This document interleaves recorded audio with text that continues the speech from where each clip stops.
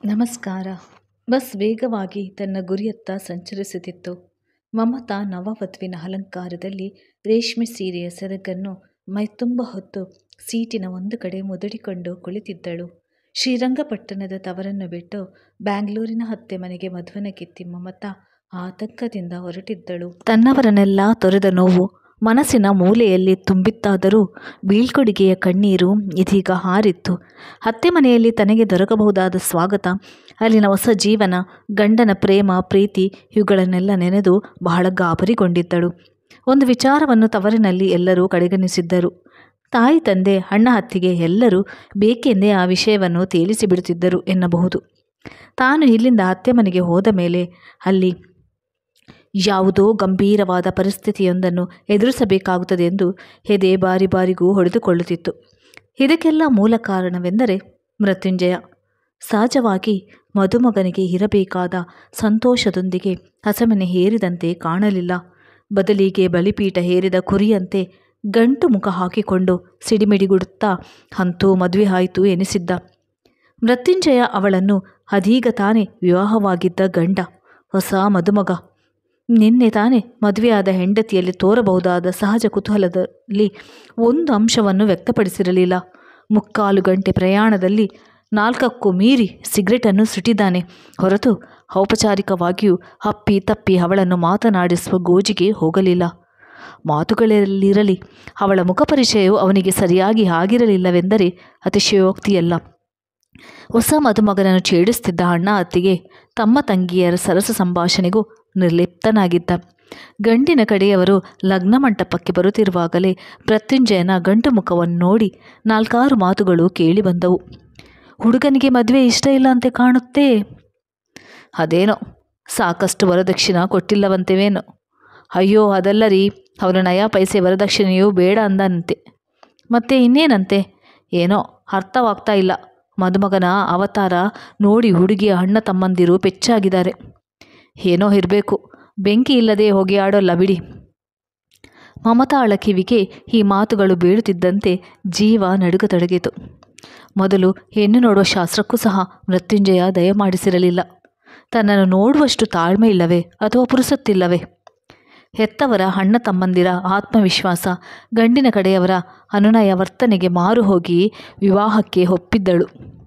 ವರಪೂಜೆಯ ದಿನ ಕಿಟಕಿಯಿಂದ ನೋಡಿದಾಗ ಅವನೊಬ್ಬ ಆಕರ್ಷಕ ಮನೋಹರ ಆದರೆ ಭಾವಹೀನ ಅನಾಸಕ್ತ ತರುಣನಂತೆ ಕಂಡು ಬಂದಿದ್ದ. ಅವನ ರೂಪಿಗೆ ಮರುಳಾದರೂ ಕಣ್ಣಲ್ಲಿ ಕಂಡ ಅನಾಸಕ್ತಿಗೆ ಮಮತಾ ವಿಹ್ವಲಗೊಂಡಳು. ಮದುವೆ ಮಾಡಿಕೊಳ್ಳುತ್ತಿದ್ದೇನೆ ಎಂಬ ಉತ್ಸಾಹ ಎಳ್ಳಷ್ಟೂ ಅವನಲ್ಲಿ ಇರಲಿಲ್ಲ. ಎಷ್ಟೋ ಬಾರಿ ಅವನು ಬೇಸರದಿಂದ ಇವಳ ಅಣ್ಣನಿಗೆ ಹೇಳುತ್ತಿದ್ದದು ಕಿವಿಗೆ ಬಿತ್ತು. ಇದೆಲ್ಲ ಬೇಗ ಬೇಗ ಮುಗಿಸಲಾಗೋದಿಲ್ವೇ? ಮದುವೆ ಮಂಟಪಕ್ಕಂತೂ ಬಂದಿದ್ದು ಆಯ್ತಲ್ಲ. ಇದರಿಂದ ಮಮತಳಿಗೆ ಅವನು ತನ್ನನ್ನು ವರಿಸಲು ಸುತರಾಂ ಇಷ್ಟಪಡುತ್ತಿಲ್ಲ. ಬದಲಿಗೆ ಯಾರದೋ ಬಲವಂತಕ್ಕೆ ವಿಧಿಯಿಲ್ಲದೆ ಹಸೆಮಣೆ ಹೇರಿದ್ದಾರೆ ಎಂದು ಸ್ಪಷ್ಟವಾಗಿ ತಿಳಿದು ಹೋಯಿತು. ಆಕಸ್ಮಿಕವಾಗಿ ಬಸ್ ಬ್ರೇಕ್ ಹಾಕಿದ್ದರಿಂದ ಮುಂದಕ್ಕೆ ಮುಗ್ಗರಿಸಿದ ಮಮತಾ ಗಾಬರಿಯಲ್ಲಿ ಗಂಡನ ತೋಳನ್ನು ಅಪ್ಪಿಕೊಂಡಳಾದರೂ ಮರುಕ್ಷಣವೇ ಲಜ್ಜೆ ಅಸಹಾಯಕತೆಯಿಂದ ತನ್ನನ್ನು ತಾನೇ ಸುಧಾರಿಸಿಕೊಂಡಳು. ಮೃತ್ಯುಂಜಯ ಯಾವುದೋ ವಿಧವಾದ ಉದ್ವಿಗ್ನತೆಗೆ ಒಳಗಾಗದೆ ಮತ್ತೊಂದು ಸಿಗರೇಟನ್ನು ಹೊತ್ತಿಸುತ್ತಿದ್ದ. ಹೆಂಡತಿಯ ಮೈಸ್ಪರ್ಶ ಅವನಲ್ಲಿ ಯಾವುದೇ ವಿಧವಾದ ರೋಮಾಂಚನವನ್ನು ಉಂಟು ಮಾಡಲಿಲ್ಲ. ಅಷ್ಟರಲ್ಲಿ ಹಿಂದಿನಿಂದ ಹಿರಿಯ ನಾದಿನಿ ಸ್ವರ ಕೇಳಿತು. ಮೃತ್ಯುಂಜಯ ಅತ್ತಿಗೆಗೆ ಕುಡಿಯಲು ನೀರು ಬೇಕೇನೋ ಕೇಳೋ. ಮಮತಾಳಿಗೆ ಒಳ್ಳೆ ಬಿಸಿ ಬಿಸಿ ಕಾಫಿ ಕುಡಿಯಲು ಬಲವಾದ ಇಚ್ಛೆ ಉಂಟಾಗಿತ್ತು. ಹಿಂದಿನ ರಾತ್ರಿ ಪೂರ್ತಿ ಎಲ್ಲರನ್ನು ಬೀಳ್ಕೊಟ್ಟು ಹತ್ತು ಗಿತ್ತು ಮಾಡಿ ನಿದ್ರೆ ಇಲ್ಲದ ಕಾರಣ ತಲೆ ದಿಮ್ ಎಂದು ನೋಯುತ್ತಿತ್ತು. ಆದರೆ ಈ ವಾತಾವರಣದಲ್ಲಿ ತನ್ನ ಮನದಾಸೆಯನ್ನು ಯಾರಲ್ಲಿ ತೋಡಿಕೊಂಡಾಳು? ನೀರು ಕುಡಿತೇನೋ? ಗಂಭೀರವಾದ ಧ್ವನಿ ಕೇಳಿಸಿತು. ಬೇಡ ಎಂಬ ಮೃದುವಾದ ಉತ್ತರ ಬಂದೊಡನೆ ಮತ್ತೆ ಪರಿಸ್ಥಿತಿ ಎಂದಿನಂತಾಯಿತು. ಸ್ವಲ್ಪ ಹೊತ್ತು ವಿವಿಧ ವಿಚಾರ ತರಂಗಗಳಲ್ಲಿ ಮುಳುಗಿ ಹೇಳುತ್ತಿದ್ದ ಮಮತಾಳಿಗೆ ಕಣ್ಣು ಎಳೆಯತೊಡಗಿತು. ಸ್ವಲ್ಪ ಹೊತ್ತಾದ ನಂತರ ನಿದ್ರೆ ತಿಳಿಯಾದಾಗ ಕಣ್ಣು ಬಿಟ್ಟು ತಾನಿದ್ದ ವಾತಾವರಣವನ್ನು ಅರ್ಥೈಸಿಕೊಂಡಳು. ಬಸ್ಸಿನಲ್ಲಿ ಬಹಳಷ್ಟು ಪ್ರಯಾಣಿಕರು ನಿದ್ರಿಸುತ್ತಿದ್ದರು. ಮಮತಾ ತನ್ನ ಪಕ್ಕದಲ್ಲಿ ಕುಳಿತಿದ್ದ ಗಂಡನನ್ನು ನಿರ್ಭಯಳವಾಗಿ ನಿರಾಳವಾಗಿ ದೃಷ್ಟಿಸಿದಳು. ಏಕೆಂದರೆ ಎಲ್ಲ ಆಲೋಚನೆಗಳನ್ನು ಮರೆತು ಅವನು ಹಾಯಾಗಿ ನಿದ್ರಿಸುತ್ತಿದ್ದ. ಕಲಂಕರಹಿತ ಅತ್ಯಾಕರ್ಷಕವಾದ ಅಮುಗ್ಧ ಮುಖವನ್ನು ಮತ್ತೆ ಮತ್ತೆ ನೋಡಬೇಕೆನಿಸಿತು. ಈತ ತನ್ನ ಗಂಡ ಎಂದು ತಿಳಿದು ಹೆಮ್ಮೆ ಎನಿಸಿತಾದರೂ ಮರುಕ್ಷಣವೇ ಅವನ ಸ್ವಭಾವದಿಂದಾಗಿ ಅವಳ ಉತ್ಸಾಹದ ಬಲೂನ್ಗೆ ಸೂಜಿ ತಗುಲಿತು. ತನ್ನನ್ನು ಮದುವೆಯಾಗಿ ಈ ಮನುಷ್ಯ ಏಕೆ ಎರಡು ಕಡೆಯವರಿಗೆ ಇಷ್ಟೊಂದು ಬೇಸರವನ್ನು ತರಿಸುತ್ತಿದ್ದಾನೆ ಎಂದು ಅವಳಿಗೆ ಅರಿವಾಗಲಿಲ್ಲ. ಸುಮಾರು 3 ಗಂಟೆಯ ಪ್ರಯಾಣದ ನಂತರ ಬಸ್ ಬ್ಯಾಂಗ್ಳೂರು ಪ್ರವೇಶಿಸಿ ಜಯನಗರದ ಬಳಿ ಇದ್ದ ಭವ್ಯ ಬಂಗಲೆಯ ಮುಂದೆ ಬಂದು ನಿಂತಿತು. ಬಸ್ಸಿನಿಂದ ಇಳಿದೊಡನೆ ಸೀದಾ ದಡಬಡಿಸಿ ಒಳನುಗ್ಗುವುದರಲ್ಲಿದ್ದ ಮೃತ್ಯುಂಜಯನನ್ನು ಹಿರಿಯ ನಾದಿನಿ ಸರೋಜ ಕಣ್ಸನ್ನೆಯಲ್ಲಿ ಮಮತಾಳ ಕೈ ಹಿಡಿದುಕೊಂಡು ನಿಧಾನವಾಗಿ ಕರೆತರಬೇಕೆಂದು ಸೂಚಿಸಿದಳು. ಮೃತ್ಯುಂಜಯ ಸ್ವಲ್ಪ ತಡೆದು ನಂತರ ಪತ್ನಿ ಸಮೇತನಾಗಿ ಬಾಗಿಲಿನ ಬಳಿ ಬಂದ. ಅಲ್ಲಿ ಅತ್ತೆ ಹಾಗೂ ಇನ್ನಿತರ ಹಿರಿಯ ಮುತ್ತೈದೆಯರು ದಿಢೀರ್ ಎಂದು ಒಳನುಗ್ಗುವವನನ್ನು ತಡೆದರು. ಇಲ್ಲದ ಶಾಸ್ತ್ರದ ನೆಪದಲ್ಲಿ ನನ್ನನ್ನು ಬಹಳ ಹೊತ್ತು ಇಲ್ಲಿ ಕಾಯಿಸಬೇಡಿ, ಮೃತ್ಯುಂಜಯ ಅವರನ್ನು ಎಚ್ಚರಿಸಿದ. ಇರಪ್ಪ, ಲಕ್ಷಣವಾಗಿ ಆರತಿ ಮಾಡಿ ಬರಮಾಡಿಕೊಳ್ಬೇಕು, ಯಾವುದೋ ಅಜ್ಜಿ ಹೇಳಿತು.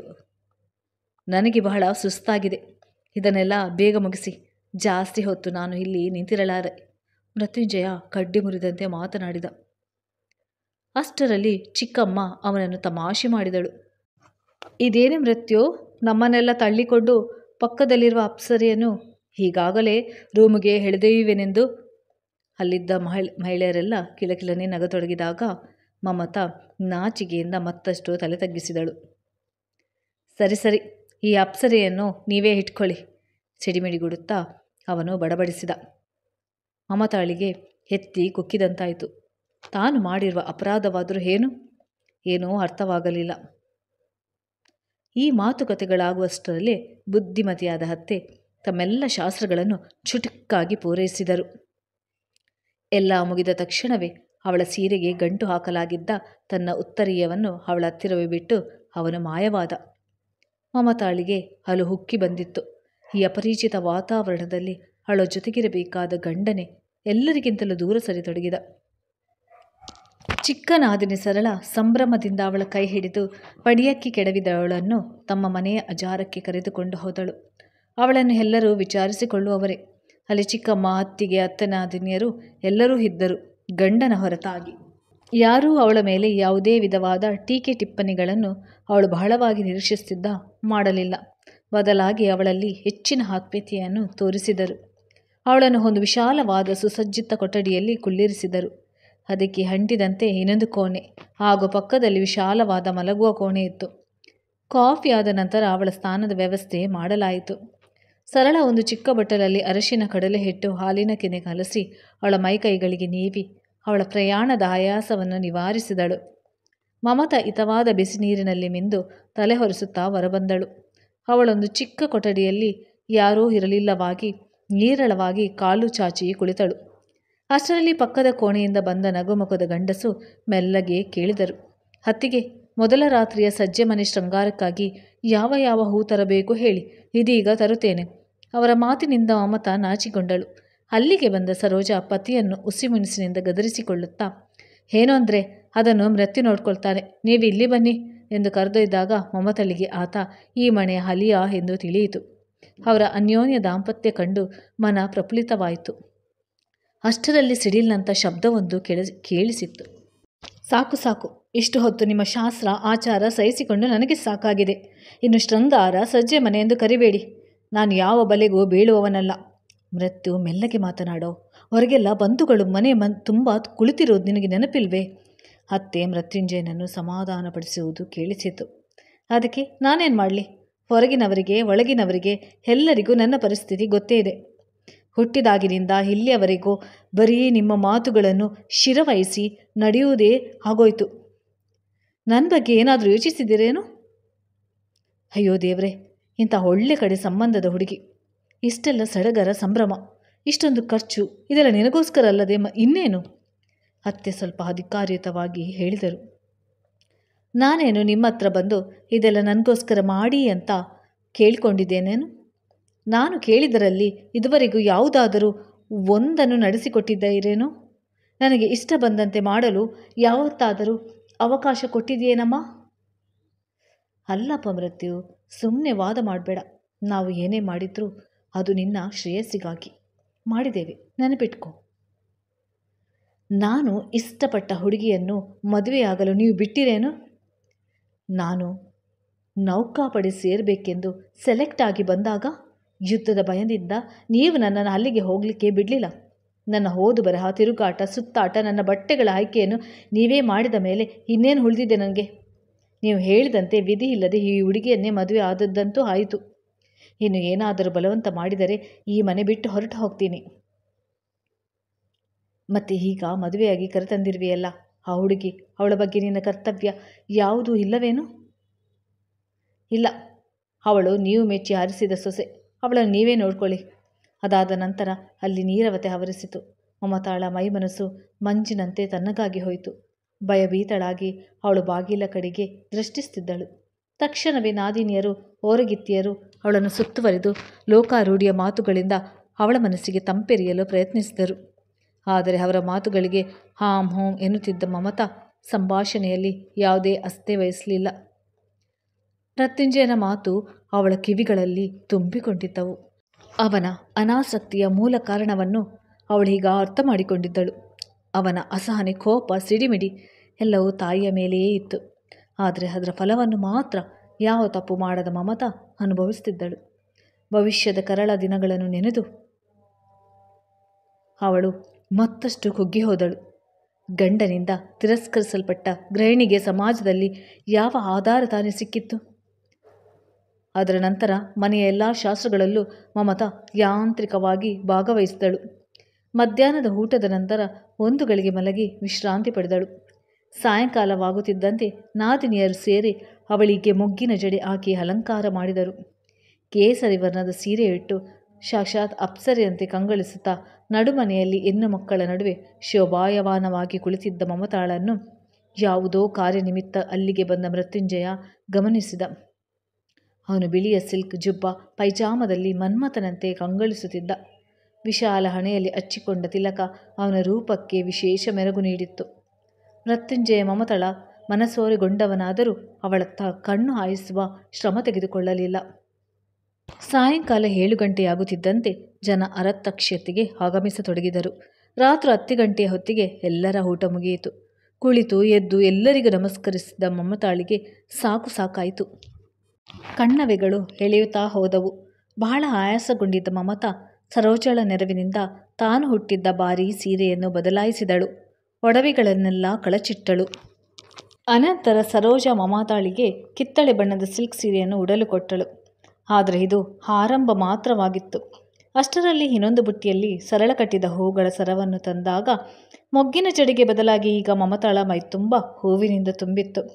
ಕೊನೆಯಲ್ಲಿ ಹತ್ತಿಗೆ ಬಂದು ಮೇಕಪ್ ಸರಿ ಮಾಡಿದಳು. ಮಮತಾಳಿಗೆ ಬಹಳ ಮುಜುಗರವಾಗುತ್ತಿದ್ದರೂ ಎದುರಿನ ನಿಲುಗನ್ನಡಿಯಲ್ಲಿ ತನ್ನ ಭವ್ಯ ಪ್ರತಿಬಿಂಬವನ್ನು ಕಂಡು ಸ್ವಯಂ ಆಕರ್ಷಿತಳಾದಳು. ಅವಳನ್ನು ವಿವಿಧ ಹೂಗಳಿಂದ ಶೃಂಗರಿಸಿದ ಪಲ್ಲಂಗದ ಮೇಲೆ ನಿಧಾನವಾಗಿ ಕರೆತಂದು ಬಿಟ್ಟರು. ಸರೋಜ ಬಲ್ಲಿಗೆ ಬಂದು ಮೆಲ್ಲನೆ ಹೇಳಿದಳು, ಮೃತ್ಯು ಬಹಳ ಕೋಪದಲ್ಲಿದ್ದಾನೆ. ನೀನು ಅವನಿಗೆ ಏನೂ ಎದುರು ಜವಾಬು ಕೊಡಬೇಡ. ಅಕಸ್ಮಾತ್ ಅವನೇನಾದರೂ ಕೋಪದಲ್ಲಿ ಬೈದ್ರೆ ಸುಮ್ಮನೆ ಆ ಕಿವಿಯಲ್ಲಿ ಕೇಳಿ ಈ ಕಿವಿಯಲ್ಲಿ ಬಿಟ್ಟುಬಿಡಿ.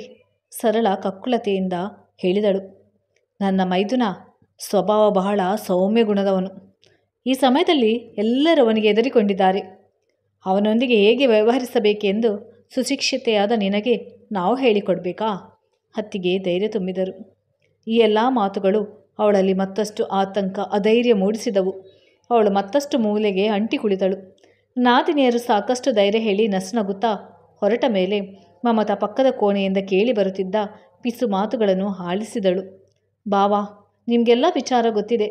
ಮತ್ತೆ ನನ್ನನ್ನು ಈ ಇಬ್ಬಂದಿಗೆ ಏಕೆ ಸಿಲುಕಿಸುತ್ತಿದ್ದೀರಿ? ಮೃತ್ಯುಂಜಯ ಹೇಳುತ್ತಿದ್ದ. ನಮಗೆಲ್ಲ ಗೊತ್ತಿದೆ ಕಣಯ್ಯ. ವಸ್ತುಸ್ಥಿತಿ ಏನೇ ಇದ್ದರೂ ಪಾಪದ ಈ ಹೊಸ ಹುಡುಗಿಗೆ ನೀನು ಧೈರ್ಯ ಉಂಟು ಮಾಡಬೇಡ. ಅವಳಿಗೆ ಸಾವಕಾಶವಾಗಿ ಎಲ್ಲ ವಿವರಿಸು. ಬಾವಾ ಸಲಹೆ ನೀಡುತ್ತಿದ್ದರು. ಅಷ್ಟರಲ್ಲಿ ಹತ್ತಿಗೆ ಹೇಳಿದರು, ಹೌದು, ಮತ್ತೆ ನಿನ್ನ ಸಮಸ್ಯೆ ಏನು ಅಂತ ಆ ಪಾಪದ ಹುಡುಗಿಗೂ ಗೊತ್ತಾಗುವುದು ಬೇಡವೇ? ನಿನ್ನ ಕೋಪದ ಕಾರಣ ತಿಳಿಯದೆ ಗುಬ್ಬಚ್ಚಿ ಆಗಿದ್ದಾಳೆ. ಮೃತ್ಯು, ನೀನು ಒಂದು ಸಲ ಅತ್ತಿಗೆಯನ್ನು ಕಣ್ತುಂಬ ನೋಡು. ಆಮೇಲೆ ಅಲ್ಲಿಂದ ಬರುವುದು ಬಿಡುವುದು ನಿಂಗೆ ಬಿಟ್ಟಿದ್ದು. ಸರೋಜ ತೀರ್ಮಾನ ಕೊಟ್ಟಳು. ಈ ಎಲ್ಲ ಮಾತುಕತೆಗಳಿಂದ ಮಮತಳಿಗೆ ಮೃತ್ಯುಂಜಯನ ಕೋಪ ಇಳಿಯುತ್ತಿದೆ ಅನಿಸಿತು. ಅಷ್ಟರಲ್ಲಿ ಅವನು ಬಾಗಿಲಿಗೆ ಬಂದಂತಾಗಿ ತಲೆ ತಗ್ಗಿಸಿ ಕುಳಿತಳು. ಅವನು ಒಳಗೆ ಬಂದದೇ ತಡ. ಹೊರಗಿನವರು ಕದ ಮುಚ್ಚಿಬಿಟ್ಟರು. ಒಂದು ಕ್ಷಣ ಮುಚ್ಚಿದ ಬಾಗಿಲನ್ನು ದಿಟ್ಟಿಸಿದ ಮೃತ್ಯು ಹಾಲಿನ ಲೋಟ ಹಿಡಿದವಳ ಕಡೆ ಬಂದ. ಮಮತಾ ತನ್ನ ದೇಹ ಇನ್ನಷ್ಟು ಇಡಿಗಾತ್ರವಾಗಿ ಅವನಿಗೆ ಕಾಣದಂತಾಗಬಾರದೆ, ಅವನ ಧ್ವನಿ ತಾನು ಕೇಳದಂತೆ ಆಗಬಾರದೆ ಎಂದು ಬಯಸತೊಡಗಿದಳು. ಶರೀರವೆಲ್ಲ ಬೆವರಿನಿಂದ ತೊಯ್ದು ಹೋಯಿತು. ಕೈ ಕಾಲುಗಳು ತನ್ನಗಾದವು. ಈ ಮನೆಯಲ್ಲಿ ಏನಾಗುತ್ತಿದೆ ಎಂಬುದು ಈ ಹೊತ್ತಿಗೆ ನಿನಗೆ ಅರ್ಥವಾಗಿರಬಹುದಲ್ಲವೇ? ಗಂಭೀರ ಧ್ವನಿಯಲ್ಲಿ ಅವನು ಮಾತನಾಡಲಾರಂಭಿಸಿದ. ಮಮತಾ ಮೌನವಾಗಿದ್ದಳು. ಮಂಚದ ಅಲುಗಾಟದಿಂದ ಅವನು ಕುಳಿತಿರಬಹುದೆಂದು ತರ್ಕಿಸಿದಳು. ಮಮತಾಳ ಬೆಳ್ಳನೆಯ ಸಡಿಲವಾದ ನಾಜೂಕಾದ ಕೈ ಬೆರಳುಗಳು, ಗೋರಂಟಿ ಹಚ್ಚಿದ ಅಂದವಾದ ಹಸ್ತ ಮತ್ತು ಬಣ್ಣ ಬಣ್ಣದ ಗಾಜಿನ ಬಳಿಗಳಿಂದ ತುಂಬಿದ ಕೈಗಳು ಹಾಗೂ ಅರಶಿನ ಬಳಿದ ನುಣುಪಾದ ಪಾದಗಳು ಮಾತ್ರ ಹೊರಗೆ ಕಾಣುತ್ತಿದ್ದವು. ಮಿಕ್ಕಂತೆ ಪೂರ್ತಿ ಶರೀರ ಸೀರೆಯಿಂದ ಮರೆಯಾಗಿತ್ತು. ಅವಳನ್ನು ಮತ್ತಷ್ಟು ಮಾತನಾಡಿಸುವ ಸಲುವಾಗಿ ಅವಳ ಕಡೆ ನೋಡಿದ. ಮೃತ್ಯುಂಜಯನ ನೋಟ ಅವಳ ನೋಟದೊಂದಿಗೆ ಬೆರೆತು ಅಲ್ಲೇ ನಿಂತಿತು. ತನ್ನ ಕಣ್ಣುಗಳನ್ನು ಬೇರೆಡೆ ತಿರುಗಿಸಲು ಶತಪ್ರಯತ್ನ ಪಟ್ಟರೂ ಅವನಿಂದಾಗಲಿಲ್ಲ. ಅವನು ಆ ಮೌನವನ್ನು ಸಹಿಸಲಾರದೆ ಮೆಲ್ಲಗಿನ ಸ್ವರದಲ್ಲಿ ಅವಳಿಗೆ ಹೇಳಿದ, ನಾನು ನಿನಗೆ ಕೆಲವು ಅವಶ್ಯಕವಾದ ವಿಷಯಗಳನ್ನು ತಿಳಿಸಬೇಕಾಗಿದೆ. ಆಗಲೂ ಮಮತಾ ಮೌನ ಮುರಿಯಲಿಲ್ಲ. ಈ ವಿಷಯ ನಿನ್ನ ಭವಿಷ್ಯ ಜೀವನಕ್ಕೆ ಸಂಬಂಧಿಸಿದು. ವರ್ತಮಾನದ ಪರಿಸ್ಥಿತಿ ನನ್ನ ಅನುಮತಿ ಇಲ್ಲದೆ ಉಂಟಾದದು. ನಾನು ಈ ಮದುವೆಯನ್ನು ಸಮರ್ಥಿಸಲಿಲ್ಲ. ಅವಳ ಸೌಂದರ್ಯದ ಆಕರ್ಷಣೆಗೊಳಗಾದ ಅವನ ಮುಖಭಾವಕ್ಕೂ ಆಡುತ್ತಿರುವ ಮಾತುಗಳಿಗೂ ಸಂಬಂಧವಿರಲಿಲ್ಲ. ಮಮತಳ ಗಂಟಲಲ್ಲಿ ಚೆಂಡು ಸಿಕ್ಕಿ ಹಾಕಿಕೊಂಡಂತಾಯಿತು. ಅವಳು ಸ್ವಲ್ಪ ಚೇತರಿಸಿಕೊಳ್ಳುತ್ತಾ ಇದ್ದ ಬದ್ದ ಧೈರ್ಯವನ್ನೆಲ್ಲ ಒಟ್ಟುಗೂಡಿಸಿ ಕೈ ಬಳೆಗಳ ಮೇಲಿನ ಸೆರಗನ್ನು ಹಿಂದಕ್ಕಿಳಿಯುತ್ತಾ ಹೇಳಿದಳು, ಇದರಲ್ಲಿ ನನ್ನ ತಪ್ಪು ಏನಿದೆ ಎಂಬುದನ್ನು ಮೊದಲು ನನಗೆ ಮನವರಿಕೆ ಮಾಡಿಕೊಡುವಿರಾ? ಜಲತರಂಗ ನೀನಾದದಂತೆ ಅವಳ ಮಾತುಗಳು ಅವನನ್ನು ಪುಳಕಿತಗೊಳಿಸಿದವು. ಅದನ್ನಾಡಿದ ಒಡತಿಯ ಮುಖವನ್ನು ಮತ್ತೊಮ್ಮೆ ನೋಡಲು ಮೃತ್ಯುಂಜಯ ಮತ್ತೆ ಮತ್ತೆ ಚಡಪಡಿಸತೊಡಗಿದ. ಮತ್ತೆ ಅಯಸ್ಕಾಂತದಿಂದ ಸೆಳೆಯಲ್ಪಟ್ಟಂತೆ ಅವಳನ್ನೇ ನೋಡಿದ. ಕೆಲವು ಕ್ಷಣಗಳವರೆಗೆ ಅವನು ಎವೆಯಿಕ್ಕದೆ ಅವಳ ಮುಖಾರವಿಂದವನ್ನು ಅವಲೋಕಿಸತೊಡಗಿದ. ಅವಳ ವಿಶಾಲವಾದ ಕಪ್ಪು ಕಣ್ಣುಗಳಲ್ಲಿ ಅಶ್ರುಧಾರೆ ಧುಮುಕಲು ಸಿದ್ಧವಾಗಿತ್ತು. ಬಿಳಿಯ ಅಂಡಾಕಾರದ ಮುಖಮಂಡಲದಲ್ಲಿ ಸಂಪಿಗೆ ಎಸಲಿನಂಥ ನೀಲಮೂಗು, ಅದರ ತುದಿಯಲ್ಲಿ ಸಂಗ್ರಹಿತವಾಗಿದ್ದ ಮುತ್ತಿನಂಥ ಸ್ವೇದ ಬಿಂದುಗಳು, ತುಂಬಿಕೊಂಡ ಕಪೋಲಗಳು, ಮುದ್ದಾದ ಗಲ್ಲ, ಹವಳದ ತುಟಿಯ ಮೇಲೆ ಒಸರುವ ಸಿಹಿಜೇನು, ಉಚ್ಛ್ವಾಸ ನಿಶ್ವಾಸಗಳಿಂದ ಏರಿ ಇಳಿಯುತ್ತಿದ್ದ ತುಂಬು ಶರೀರ.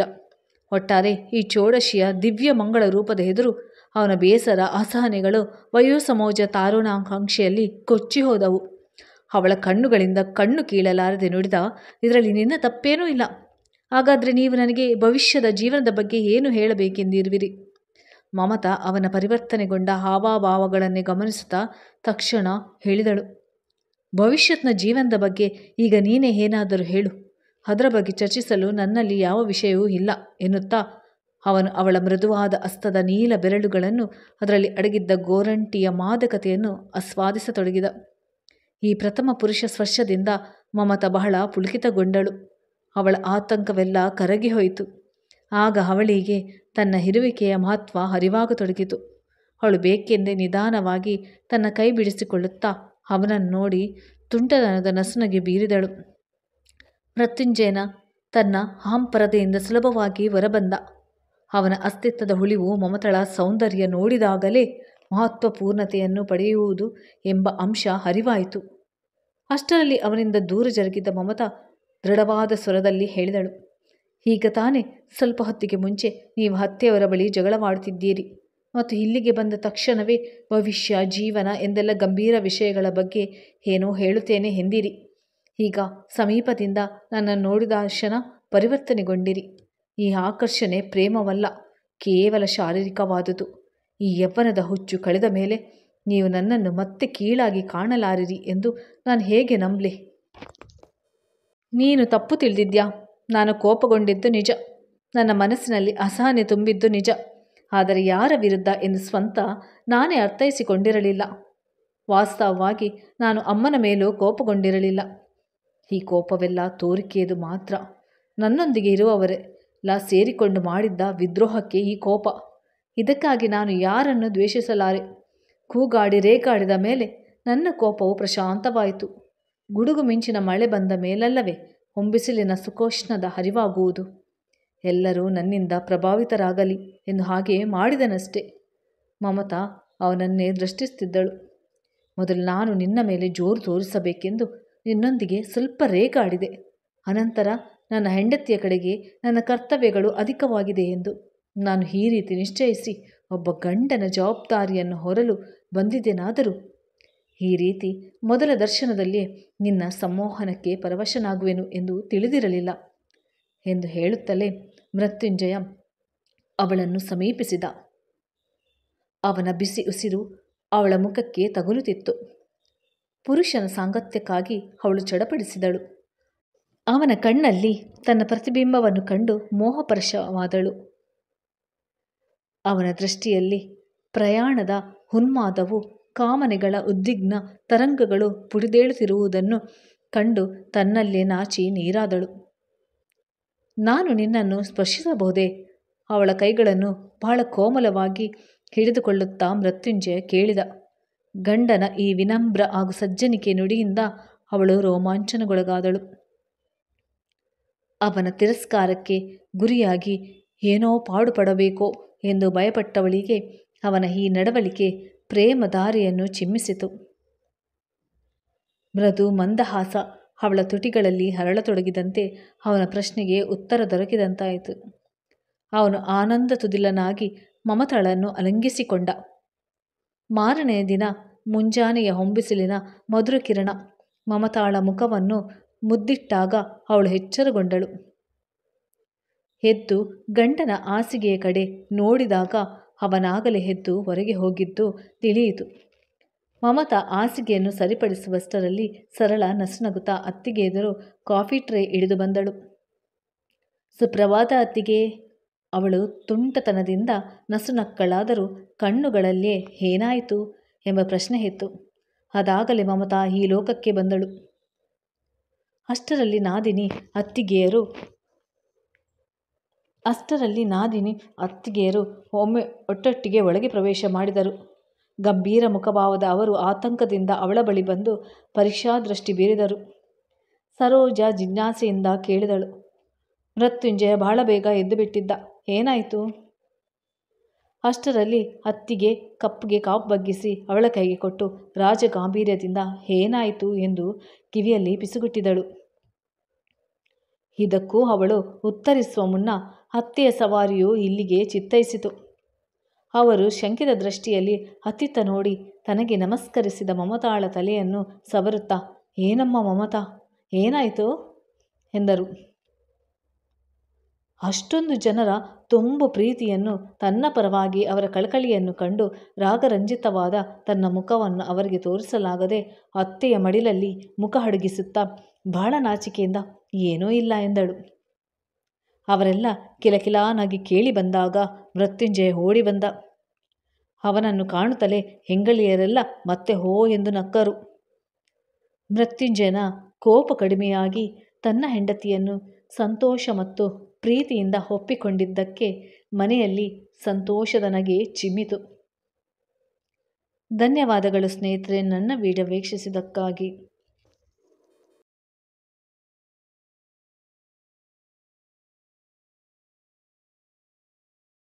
ನಮಸ್ಕಾರ.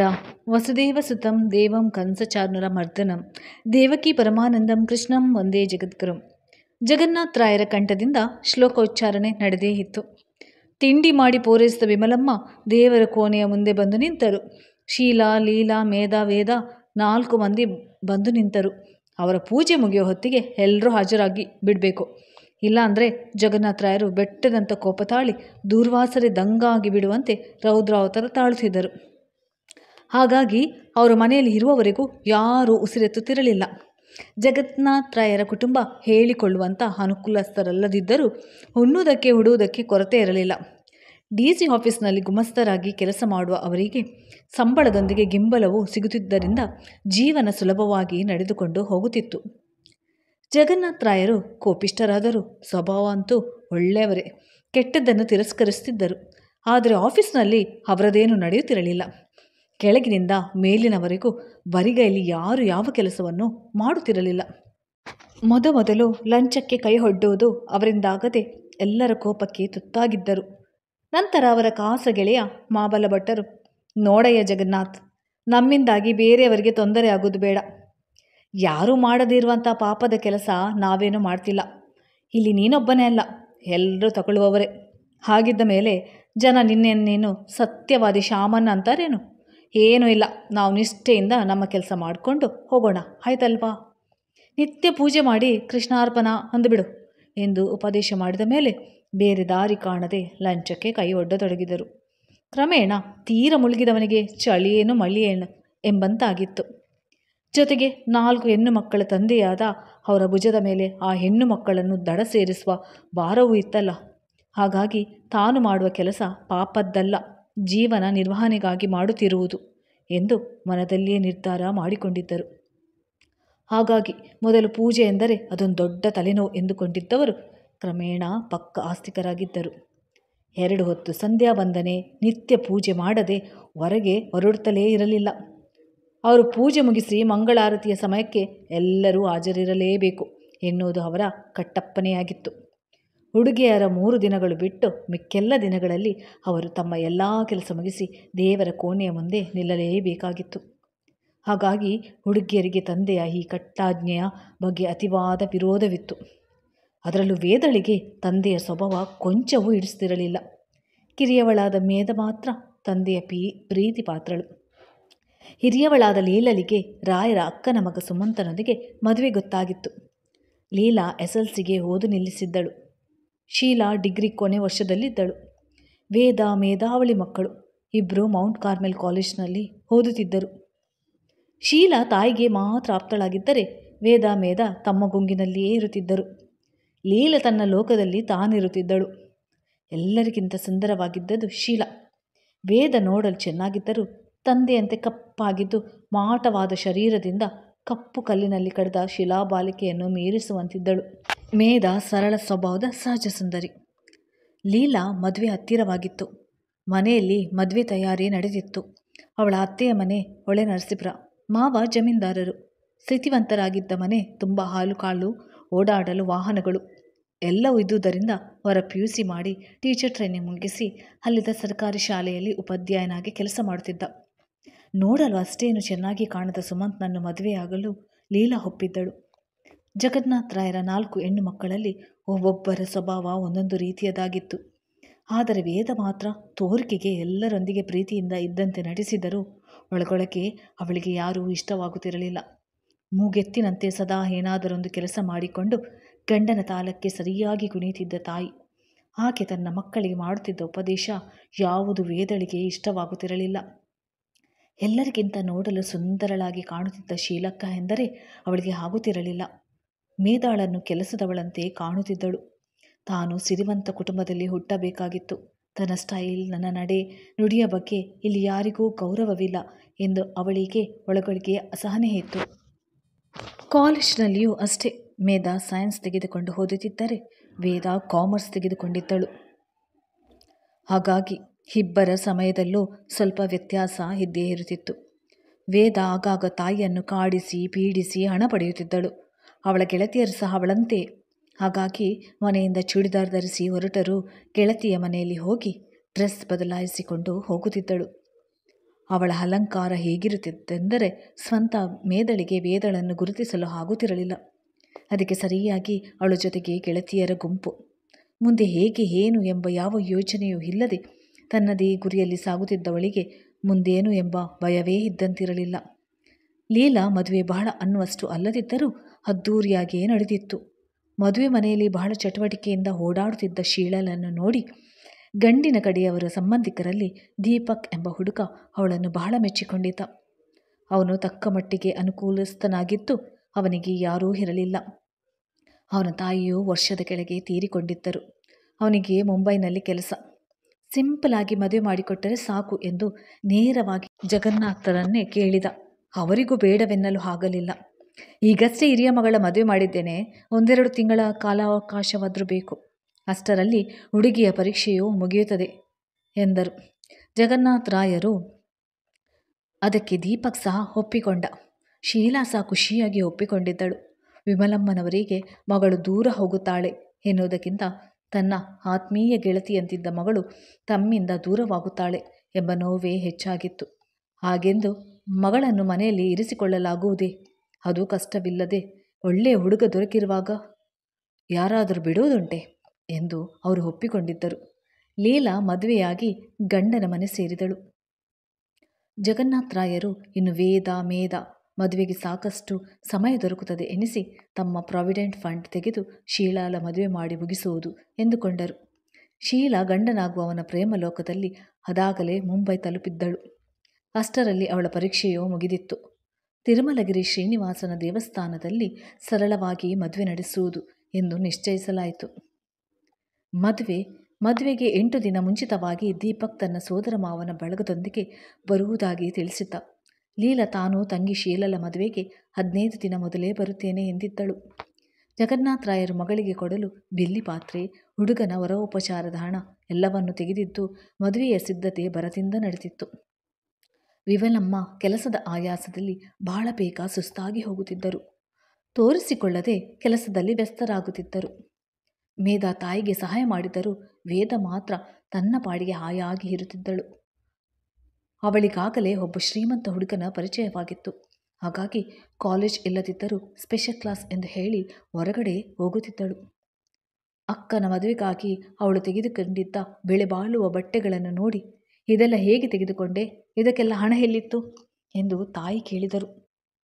ನೀವು ಕೊಟ್ಟ ಹಣದಲ್ಲಿಯೇ ತೆಗೆದುಕೊಂಡೆ ಎಂದು ತಾಯಿಯ ಬಾಯಿ ಮುಚ್ಚಿಸಿದಳು. ಆದರೂ ವಿಮಲಮ್ಮನಿಗೆ ಅವಳ ಮೇಲೆ ಏನೋ ಅನುಮಾನ. ಅದನ್ನು ಗಂಡನೊಂದಿಗೆ ವೇದ ಮೇಲೆ ಒಂದು ಕಣ್ಣಿಡಬೇಕು. ಅವಳ ಬಗ್ಗೆ ನನಗೇನೋ ಅನುಮಾನ. ನಾನು ಏನೇ ಕೇಳಿದ್ರೂ ಏನೋ ಒಂದು ಹೇಳಿ ನನ್ನ ಬಾಯಿ ಮುಚ್ಚಿಸಿ ಬಿಡ್ತಾಳೆ. ನೀವಾದರೂ ಅವಳನ್ನು ಒಮ್ಮೆ ಕೇಳಬಾರ್ದೆ ಎಂದು ಹೇಳಿದರು. ನೀನಂತ ತಾಯಿಯೇ ವಿಮಲೋ, ನಿನ್ನ ಮಕ್ಕಳ ಮೇಲೆ ನಿನಗೆ ನಂಬಿಕೆ ಇಲ್ವೇ? ಅವಳು ಮೊದಲಿನಿಂದ ಇರುವುದೇ ಹಾಗೆ ಅಲ್ವೇ? ಹಾಗೇನೂ ಆಗೋಲ್ಲ, ಸುಮ್ಮನಿರು. ನೀನು ಮದುವೆಯ ಕೆಲಸದ ಕಡೆ ಗಮನ ಹರಿಸು ಎಂದು ಹೆಂಡತಿಗೆ ಬುದ್ಧಿ ಹೇಳಿದರು. ಗಂಡಿನವರಿಂದ ಯಾವುದೊಂದು ತೊಂದರೆ ಇಲ್ಲದೆ, ಯಾವ ಕಷ್ಟವೂ ಇಲ್ಲದೆ ಶೀಲಾಳ ಮದುವೆ ಸುಗಮವಾಗಿ ನಡೆದಿತ್ತು. ಶೀಲಾ ಮದುವೆಯಾದ ವಾರದಲ್ಲಿಯೇ ತನ್ನ ಗಂಡನೊಂದಿಗೆ ಮುಂಬೈಗೆ ಹೊರಟು ಹೋದಳು.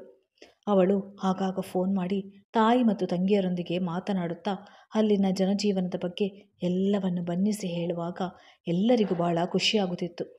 ಜಗನ್ನಾಥರಾಯರು ಮಗಳು ಸುಖವಾಗಿರುವುದನ್ನು ಕೇಳಿ ನೆಮ್ಮದಿಯ ನಿಟ್ಟುಸಿರು ಬಿಟ್ಟರು. ವೇದ ಮೇಧಾ ಇಬ್ಬರು PUCಯಲ್ಲಿ ಪಾಸ್ ಆಗಿದ್ದರು. ಮೇಧಾ ನೀಟ್ ಪರೀಕ್ಷೆಗೆ ಬರೆದಿದ್ದರೆ ಓದಿನಲ್ಲಿ ಅಷ್ಟೇನೂ ಆಸಕ್ತಿ ಇಲ್ಲದ ವೇದ ಕಾಟಾಚಾರಕ್ಕೆ ಓದು ಮುಂದುವರಿಸಿದಳು. ಲೀಲಾ ಗರ್ಭಿಣಿಯಾಗಿರುವ ವಿಷಯ ತಿಳಿದು ಎಲ್ಲರಿಗೂ ಸಂತೋಷವಾಗಿತ್ತು. ಅವಳು ಗಂಡನ ಮನೆಯಲ್ಲಿ ಸೀಮಂತ ಮುಗಿಸಿಕೊಂಡು ತವರಿಗೆ ಬಂದಿದ್ದಳು. ಎಲ್ಲರಿಗೂ ಅವಳನ್ನು ಓಲೈಸುವುದೇ ದೊಡ್ಡ ಕೆಲಸವಾಗಿತ್ತು. ಜೊತೆಗೆ 3 ದಿನಕ್ಕೂ ಬಂದು ಕೂರುವ ಹಳಿಯನ ಉಪಚಾರ ಮಾಡುವುದರಲ್ಲಿ ವಿಮಲಮ್ಮ ಸೋತು ಸುಣ್ಣವಾಗಿದ್ದರು. 9 ತಿಂಗಳು ತುಂಬಿ ಲೀಲಾ ಸುಂದರವಾದ ಮುದ್ದಾದ ಗಂಡು ಮಗುವಿಗೆ ಜನ್ಮ ನೀಡಿದಳು. ಎಲ್ಲರೂ ಅವಳ ಅದೃಷ್ಟವನ್ನು ಹೊಗಳುವವರೇ. ಮಗಳ ಬಾನಂತನ ಮುಗಿಸಿ ಮಗುವಿನ ನಾಮಕರಣ ಮಾಡಿ ಅವಳನ್ನು ತಿರುಗಿ ಗಂಡನ ಮನೆಗೆ ಕಳಿಸೋ ಹೊತ್ತಿಗೆ ವಿಮಲಮ್ಮ ಅರ್ಥವಾಗಿದ್ದರು. ಜಗನ್ನಾಥರಾಯರಿಗೆ ಸಾಕಾಗಿತ್ತು. ಈ ಮಧ್ಯೆ ಬಾನಂತಿಯಾದ ಹೆಂಡತಿ ಮಗುವನ್ನು ನೋಡಲೆಂದು ವಾರಕ್ಕೊಮ್ಮೆ ಹಾಜರಾಗುತ್ತಿದ್ದ ಅಳಿಯನನ್ನು ಕಂಡರೆ ಆಗುತ್ತಿರಲಿಲ್ಲ. ಆದರೂ ಅವನು ಹೊತ್ತು ತರುತ್ತಿದ್ದ ಪದಾರ್ಥಗಳನ್ನು ಕಂಡು ಏನೂ ಹೇಳದೆ ಸುಮ್ಮನಾಗುತ್ತಿದ್ದರು. ಮಗುವಿಗೆ ಬಟ್ಟೆ ಒಡವೆ ತರಲು ಎಲ್ಲದಕ್ಕೂ ಅವನು ವೇದಳನ್ನೇ ಕರೆದುಕೊಂಡು ಹೋಗುವುದು ವಿಮಲಮ್ಮನಿಗೆ ಸರಿ ಬರುತ್ತಿರಲಿಲ್ಲ. ಆದರೆ ಅವಳನ್ನು ಬೇಡವೆಂದು ತಡೆಯಲು ಆಗುತ್ತಿರಲಿಲ್ಲ. ವೇದಳೇ ಮಗುವಿನ ಬಟ್ಟೆ ಆರಿಸಲಿ, ಅವಳಿಗೆ ಇತ್ತೀಚೆಗೆ ಫ್ಯಾಷನ್ ಎಲ್ಲ ಗೊತ್ತು ಎಂದು ಲೀಲಾಲಿ ಹೇಳುವಾಗ ಅವರಿಗೆ ಏನು ಮಾಡಲಾಗುತ್ತಿರಲಿಲ್ಲ. ಭಾವನೊಂದಿಗೆ ಹೊರಗೆ ಹೋಗಿ ಬರುವಾಗ ಅವಳ ಮುಖದಲ್ಲಿನ ಖುಷಿಯೇ ನೋಡಿ ವಿಮಲಮ್ಮನಿಗೆ ಅನುಮಾನವಾಗುತ್ತಿತ್ತು. ವೇದ, ಎಲ್ಲಿಗೆ ಹೋಗಿದ್ದೀರಿ? ಬಟ್ಟೆ ತರಲು ಇಷ್ಟು ಹೊತ್ತು ಬೇಕೇ ಎಂದು ತಾಯಿ ಜೋರಾಗಿ ಕೇಳಿದರು. ಅಮ್ಮ, ನೀನು ಮಾರ್ಕೆಟ್ಗೆ ಹೋಗಿ ಸುತ್ತು, ಆಗ ನಿನಗೆ ಗೊತ್ತಾಗುತ್ತೆ ಎಂದು ತಾಯಿಯನ್ನು ದಬಾಯಿಸಿದಳು. ಅವಳಿಗೆ ಹೇಳುವುದಕ್ಕಿಂತ ಸುಮ್ಮನಿರುವುದೇ ವಾಸಿ ಎನಿಸಿತ್ತು ವಿಮಲಮ್ಮನಿಗೆ. ಯಾವಾಗ ಮಗು ಬಾನಂತಿಯನ್ನು ಅವರ ಮನೆಗೆ ಕಳಿಸುತ್ತೇನೋ ಎನಿಸಿಬಿಟ್ಟಿತ್ತು ವಿಮಲಮ್ಮನಿಗೆ. ದಿನದಿಂದ ದಿನಕ್ಕೆ ನಿತ್ರಾಣದಿಂದ ಬಳಲುತ್ತಿದ್ದ ವಿಮಲಮ್ಮ ಒಂದು ದಿನ ಮಲಗಿದವರು ಹೇಳಲೇ ಇಲ್ಲ. ಹೆಂಡತಿಯ ಸಾವಿನಿಂದ ಜಗನ್ನಾಥರಾಯರು ತೀರ ಕುಸಿದು ಹೋದರು. ಹೆಂಡತಿ ಇರುವಾಗ ಆಕೆಯನ್ನು ತೀರ ಉದಾಸೀನವಾಗಿ ಕಂಡಿದ್ದು ನೆನಪಾಗಿ ಮನಸ್ಸಿಗೆ ದುಃಖವಾಗುತ್ತಿತ್ತು. ಲೀಲಾ ಬಂದು ನೋಡಿಕೊಂಡು ಮಗುವಿನ ನೆಪ ಹೇಳಿ ಹೊರಟು ಹೋದಳು. ಶೀಲಾಳ ಗಂಡ ದೀಪಕ್ ಮಾತ್ರ ಬಂದಿತ್ತು ಜಗನ್ನಾಥ ರಾಯರಿಗೆ ಎಷ್ಟೋ ಅನುಕೂಲವಾಗಿತ್ತು. ಶೀಲಾಗೆ 8 ತಿಂಗಳಾಗಿತ್ತು. ಅವಳು ಸ್ವಲ್ಪ ವೀಕ್ ಆಗಿರುವುದರಿಂದ ಟ್ರಾವೆಲ್ ಮಾಡೋದು ಬೇಡವೆಂದು ಡಾಕ್ಟರ್ ಹೇಳಿದ್ದರಿಂದ ಅವಳನ್ನು ಕರೆದುಕೊಂಡು ಬರಲಿಲ್ಲ ಎಂದಾಗ ಅಳಿಯನಿಗೆ ಏನು ಹೇಳಲು ಆಗಲಿಲ್ಲ. ರಾಯರಿಗೆ ಯಾರು ಬರಲಿ ಬಿಡಲಿ ಆಗಬೇಕಾದ ಕಾರ್ಯ ಆಗಲೇಬೇಕಾಗಿತ್ತು. ಹಾಗಾಗಿ ವಿಮಲಮ್ಮನವರ ಅಂತಿಮ ಯಾತ್ರೆ ಮನೆಯಿಂದ ಹೊರಟಿತ್ತು. ಮನೆಯಲ್ಲಿ ಸ್ಮಶಾನ ಮೌನ ಆವರಿಸಿತ್ತು. ಮೇಧ ತಾಯಿಯನ್ನು ನೆನೆಸಿಕೊಂಡು ಅಳುತ್ತಿದ್ದರೆ ವೇದ ಮಾತ್ರ ಅದೇ ಉತ್ಸಾಹದಿಂದ ಇರುತ್ತಿರುವುದು ನೋಡಿ ಜಗನ್ನಾಥ ರಾಯರಿಗೆ ಇವಳಿಗೆ ತಾಯಿ ಹೋದ ದುಃಖ ಕೊಂಚವೂ ಇಲ್ಲವೇ ಎನಿಸಿದರು. ತಾಯಿ ಸತ್ತ ನೋವನ್ನು ಮರೆಯಲು ಹೀಗೆ ದುಃಖವನ್ನು ನುಂಗಿ ಮೇಲೆ ಖುಷಿಯಿಂದಿರಬಹುದೇ ಎಣಿಸಿ ಮಗಳ ಬಗ್ಗೆ ಪ್ರೀತಿ ಮೂಡಿತ್ತು. ಅತ್ತೆಯ ಕರ್ಮಾಂತರಗಳು ಮುಗಿದ ಮೇಲೆ ದೀಪಕ್ ಮಾವ ಶೀಲಾಳನ್ನು ಈ ಸಮಯದಲ್ಲಿ ನೋಡಿಕೊಳ್ಳಲು ಅವಳ ಜೊತೆ ಯಾರಾದರೂ ಇರಲೇಬೇಕು. ಅದರಿಂದ ಮೇಧ ವೇದ ಇಬ್ಬರಲ್ಲಿ ಯಾರನ್ನಾದರೂ 1-6 ತಿಂಗಳ ಮಟ್ಟಿಗಾದರೂ ಕಳಿಸಿಕೊಡಿ ಎಂದು ಕೇಳಿದ್ದ. ಜಗನ್ನಾಥ ರಾಯರಿಗೂ ಹೌದೆನಿಸಿತು. ಆದರೆ ಯಾರನ್ನು ಕಳಿಸುವುದು? ಮೇಧ ಹೋಗಲು ಆಗುತ್ತಿರಲಿಲ್ಲ. ಅವಳಿಗೆ ಇಂಜಿನಿಯರಿಂಗ್ ಸೀಟ್ ಸಿಕ್ಕಿತ್ತು. ಅವಳು ಕಾಲೇಜ್ಗೆ ಸೇರಲೇಬೇಕಾಗಿತ್ತು. ವೇದ PUC ಮುಗಿಸಿದ್ದಳು. ನಾನು ಮುಂದಿನ ವರ್ಷ ಕಾಲೇಜ್ಗೆ ಸೇರಿಕೊಳ್ತೇನೆ. 6 ತಿಂಗಳು ಮುಂಬೈನಲ್ಲಿದ್ದು ಬರುತ್ತೇನೆ. ಈ ಸಮಯದಲ್ಲಿ ಅಕ್ಕನ ಜೊತೆ ಇದ್ದು ಅವಳಿಗೆ ಸಹಾಯ ಮಾಡದಿದ್ದರೆ ಹೇಗೆ? ಅಮ್ಮ ಇದ್ದಿದ್ದರೆ ಅವರೇ ಹೋಗಿಬಿಡ್ತಿದ್ರು ಅಲ್ವೇ ಎಂದಳು. ಜಗನ್ನಾಥ ರಾಯರಿಗೆ ಮಗಳು ಎಷ್ಟು ಒಳ್ಳೆಯವಳು, ಅದೆಷ್ಟು ಚೆನ್ನಾಗಿ ಪರಿಸ್ಥಿತಿಯನ್ನು ನಿಭಾಯಿಸಲು ಕಲಿತಿದ್ದಾಳೆ. ತನ್ನ ವಿದ್ಯೆಯನ್ನು ಬದಿಗಿಟ್ಟು ತನ್ನಕ್ಕನಿಗೆ ಸಹಾಯ ಮಾಡಲು ಹೊರಟು ನಿಂತ ಮಗಳ ಬಗ್ಗೆ ಅವರಿಗೆ ಅಭಿಮಾನ ಎನಿಸಿತು. ಹಾಗಾಗಿ ಬೇರೆ ಪರ್ಯಾಯವೇ ಇಲ್ಲದೆ ವೇದಳನ್ನು ಕಳುಹಿಸಲು ಒಪ್ಪಿದರು. ಅಪ್ಪ, ನೀವು ಯೋಚಿಸಬೇಡಿ. ಬೇಕಿದ್ರೆ ನಾನು ಪ್ರೈವೇಟ್ನಲ್ಲಿ ಡಿಗ್ರಿ ಮುಗಿಸ್ಕೊಳ್ತೇನೆ. ಅಕ್ಕನನ್ನು ನೋಡಿಕೊಳ್ಳಲು ಯಾರಾದರೂ ಬೇಕಲ್ವೇ? ಇಲ್ಲಿ ಮೇಧ ನಿಮ್ಮನ್ನು ನೋಡಿಕೊಳ್ತಾಳೆ. ಅವಳ ಕಾಲೇಜ್ ಈಗಷ್ಟೇ ಶುರುವಾಗಿದೆ ಎಂದಳು ವೇದ. ಮಗಳ ಬಗ್ಗೆ ಮತ್ತೊಮ್ಮೆ ರಾಯರಿಗೆ ಅಭಿಮಾನ ಎನಿಸಿತು. ತನ್ನ ಮಗಳು ಅದೆಷ್ಟು ಬುದ್ಧಿವಂತಳು, ಇಂತಹ ಒಳ್ಳೆಯ ಹುಡುಗಿಯ ಬಗ್ಗೆ ವಿಮಲ ಅಷ್ಟೇಕೆ ಅನುಮಾನ ಪಡುತ್ತಿದ್ದಳು ಎಂದು ಹೆಂಡತಿಯ ಬಗ್ಗೆ ಬೇಸರವೂ ಆಯಿತು. ದೀಪಕ್ ಸಹ ತನ್ನ ಹೆಂಡತಿಯ ಸಹಾಯಕ್ಕೆ ಅವಳ ತಂಗಿಯೇ ಸಿಕ್ಕಳಲ್ಲ ಎನಿಸಿ ಖುಷಿಯಾಗಿ ನೆಮ್ಮದಿಯ ನಿಟ್ಟುಸಿರು ಬಿಟ್ಟ. ಉತ್ಸಾಹದಿಂದ ಮುಂಬೈಗೆ ಹೊರಡುವ ತಯಾರಿ ನಡೆಸುತ್ತಿದ್ದ ವೇದಾಳ ಬಳಿ ಬಂದ ಮೇಧ, ವೇದು, ನಿನ್ನ ವಿದ್ಯೆಗೆ ಸಂಚಿಕಾರ ಬಂತಲ್ಲೇ, ಅಲ್ಲಿ ಶೀಲಕ್ಕನ ಬಾನಂತನ ನಿನ್ನಿಂದ ಮಾಡಲು ಆಗುವುದೇ? ಅದರ ಬದಲು ಅಕ್ಕನನ್ನೇ ಇಲ್ಲಿಗೆ ಕರೆತಂದಿದ್ದರೆ ಒಳ್ಳೆಯದಿತ್ತು. ಇಲ್ಲದಿದ್ದರೆ ಅಬ್ಬಕ್ಕ ಆಂಟಿ ಇದ್ದಾರೆ, ನಾವು ಅವರ ಸಹಾಯ ಪಡೆಯಬಹುದಿತ್ತು ಎಂದಳು. ಆದರೆ ಅಕ್ಕನಿಗೆ ಟ್ರಾವೆಲ್ ಮಾಡೋಕ್ಕೆ ಆಗೋಲ್ಲ ಅಂತ ತಾನೇ ಬಾವ ನಮ್ಮ ಸಹಾಯ ಕೇಳುತ್ತಿರುವುದು. ಅಮ್ಮ ಇದ್ದಿದ್ರೆ ಹೋಗ್ತಿದ್ರು. ಈಗ ಇದು ನಮ್ಮ ಜವಾಬ್ದಾರಿನೇ ಅಲ್ವಾ? ಪಾಪ, ಬಾವನಿಗೆ ಪ್ರಮೋಷನ್ ಆಗಿದೆಯಂತೆ. ಹಾಗಾಗಿ ಅವರಿಗೆ ಕೆಲಸದ ಒತ್ತಡ ಇರುತ್ತೆ. ನಾನು ಹೇಗಾದರೂ ಡಿಗ್ರಿ ಮುಗಿಸಿಬಿಡ್ತೀನಿ. ಚಿಂತೆ ಮಾಡಬೇಡ. ನೀನು ನಿನ್ನ ವಿದ್ಯಾಭ್ಯಾಸದ ಕಡೆ ಗಮನ ಕೊಡು. ಅಪ್ಪನ ಚೆನ್ನಾಗಿ ನೋಡಿಕೋ ಎಂದು ಬುದ್ಧಿ ಹೇಳಿದಳು. ಅವಳ ಮಾತನ್ನು ಕೇಳಿ ಮೇಧ ಪ್ರೀತಿಯಿಂದ ಅವಳನ್ನು ಅಲಂಗಿಸಿಕೊಂಡಳು. ಒಳಗಿನಿಂದಲೇ ಇಬ್ಬರ ಮಾತುಗಳನ್ನು ಕೇಳಿದ ಜಗನ್ನಾಥ ರಾಯರಿಗೆ, ಅಬ್ಬಾ, ನನ್ನ ಮಕ್ಕಳು ಅದೆಷ್ಟು ಬೇಗ ಬೆಳೆದು ಬಿಟ್ಟರು ಎನಿಸಿತ್ತು. ದೀಪಕ್ ಟಿಕೆಟ್ ಬುಕ್ಕು ಮಾಡಿಸಿಕೊಂಡು ಬಂದು, ನಾಳೆ ರಾತ್ರಿ 8 ಗಂಟೆಗೆ ಟ್ರೈನ್ ಹೊರಡುತ್ತೆ. ನಾವು 7 ಗಂಟೆಗೆ ಮನೆ ಬಿಡಬೇಕು ಎಂದು ಹೇಳಿದ. ಮೇಧ ತನಗೆ ತಿಳಿದಂತೆ ಅಡುಗೆ ಮಾಡಿ ಬಡಿಸಿದಳು. ದೀಪಕ್ ಊಟ ಮಾಡುತ್ತಾ, ಮಾವ, ನೀವು ಈ ಸಮಯದಲ್ಲಿ ವೇದಾಳನ್ನು ನನ್ನ ಜೊತೆಗೆ ಕಳಿಸ್ತಿರುವುದಕ್ಕೆ ನಾನು ಹೇಗೆ ಧನ್ಯವಾದ ಹೇಳಲಿ ಅಂತ ಗೊತ್ತಾಗ್ತಿಲ್ಲ. ಪಾಪ, ವೇದ ತನ್ನ ಓದು ನಿಲ್ಲಿಸಿ ಅಕ್ಕನಿಗೆ ಸಹಾಯ ಮಾಡಲು ಬರುತ್ತಿರುವುದು ಶೀಲಾಗೆ ತುಂಬ ಖುಷಿಯಾಗಿದೆ. ಅವಳ ಡೆಲಿವರಿ ಆದ 1 ತಿಂಗಳಿಗೆ ಬೇರೆ ಏನಾದರೂ ವ್ಯವಸ್ಥೆ ಮಾಡಿಕೊಂಡು ವೇದಾಳನ್ನು ಆದಷ್ಟು ಬೇಗ ಕಳುಹಿಸಿಕೊಡ್ತೇನೆ. ನೀವೇನು ಯೋಚನೆ ಮಾಡಬೇಡಿ ಎಂದ. ಇರಲಿ ಅಳಿಯಂದ್ರೆ, ಈ ಸಮಯದಲ್ಲಿ ನಮ್ಮವರು ಅಂತ ಇರಬೇಕು. ಆಗಲಿ, ಅವಳು 1-3 ತಿಂಗಳ ಅಕ್ಕಳೊಂದಿಗೆ ಇದ್ದು ಬರಲಿ ಎಂದರು.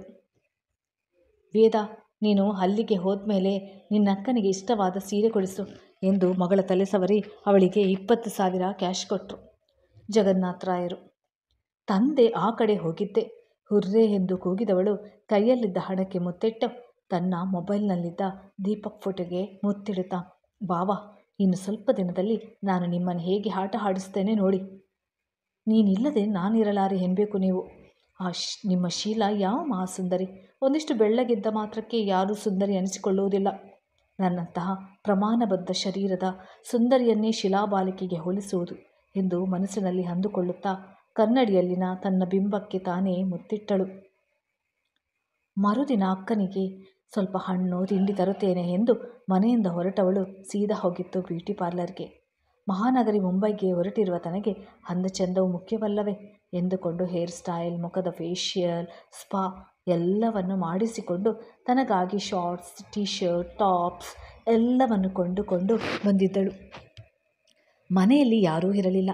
ಅವಳ ಭಾವ ದೀಪಕ್ ರೂಮ್ನಲ್ಲಿದ್ದ. ಶಾರ್ಟ್ಸ್ ಹಾಗೂ ತೋಳಿಲ್ಲದ ಟಾಪ್ ಧರಿಸಿ ಬಂದವಳೆ, ಬಾವಾ ಊಟ ಮಾಡೋಣವಾ ಎಂದು ಕೇಳಿದಳು. ಮೊಬೈಲ್ ನೋಡ್ತಿದ್ದ ದೀಪಕ್ ಎದುರಿಗೆ ನಿಂತಿದ್ದವಳನ್ನು ತಲೆ ಎತ್ತಿ ನೋಡಿ ಅವಳ ಅಂದ ಚೆಂದಕ್ಕೆ ಬೆರಗಾಗಿ, ಅಬ್ಬಾ ಇವಳು ಎಷ್ಟು ಚೆನ್ನಾಗಿದ್ದಾಳೆ, ಶೀಲಾ ಬೆಳ್ಳಗೆ ಇದ್ದರೂ ಇವಳ ಬಾಡಿ ಶೇಪ್ ಅವಳಿಗಿಲ್ಲ ಎಂದು ಅಂದುಕೊಂಡು ಊಟಕ್ಕೆ ಬಂದ. ವೇದ ಬಡಿಸುವಾಗ ಅವಳನ್ನೇ ಕಡೆಗಣ್ಣಿಂದ ನೋಡುತ್ತಾ ಅವಳಿಂದ ಕಣ್ಣು ಕೇಳದಾಗಿದ್ದ.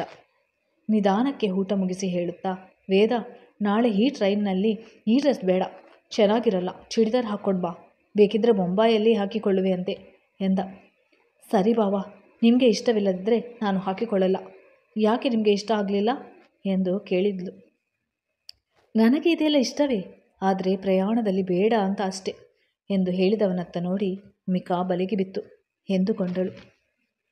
ಮರುದಿನ ಬೆಳಿಗ್ಗೆ ಬೇಗ ಎದ್ದು ತನ್ನ ಎಲ್ಲ ಕೆಲಸ ಮುಗಿಸಿ ತಂದೆ ಬಳಿ ಹೋಗಿ ಅವರಿಗೆ ತಿಂಡಿ ಕೊಡುತ್ತಾ, ಅಪ್ಪ ನೀವು ಆರೋಗ್ಯ ಚೆನ್ನಾಗಿ ನೋಡಿಕೊಳ್ಳಿ, ನಾನು ಶೀಲಕ್ಕನನ್ನು ಚೆನ್ನಾಗಿ ನೋಡಿಕೊಳ್ತೀನಿ, ನೀವೇನು ಯೋಚನೆ ಮಾಡಬೇಡಿ ಎಂದೆಲ್ಲ ಹೇಳಿದಾಗ ಅವರಿಗೆ ಕಣ್ಣು ತುಂಬಿ ಬಂದಿತ್ತು. ಸರಿ ಕಣಮ್ಮ, ನೀನು ನಿನ್ನ ಆರೋಗ್ಯ ನೋಡಿಕೋ ಎಂದರು ತಂದೆ. ಇವತ್ತು ನಾನು ಕಾಲೇಜ್ಗೆ ಹೋಗಲ್ಲ, ನಿನ್ನ ಜೊತೆಗೆ ಇರ್ತೀನಿ ಎಂದು ಮೇದಳಿಗೆ ಬೇಡ ಎನ್ನಲಾರದೆ ಸುಮ್ಮನಾದಳು. ಮಧ್ಯಾಹ್ನದ ಹೊತ್ತಿಗೆ ಮಗುವಿನೊಂದಿಗೆ ಲೀಲಾಳ ಆಗಮನವಾಯಿತು. ಅವಳು ತಂಗಿಗೆ, ವೇದ ನಿನ್ನ ಹಿತಿಮಿತಿಯನ್ನು ಅರಿತುಕೊಂಡಿರು, ಗಂಡ ಹೆಂಡತಿಯರ ನಡುವೆ ಹೋಗಬೇಡ ಎಂದು ಬುದ್ಧಿ ಹೇಳಿದಳಾದರೂ ವೇದಾಳನ್ನು ಅಲ್ಲಿಗೆ ಕಲಿಸುವುದು ಲೀಲಾಗೆ ಕೊಂಚವೂ ಇಷ್ಟವಿರಲಿಲ್ಲ.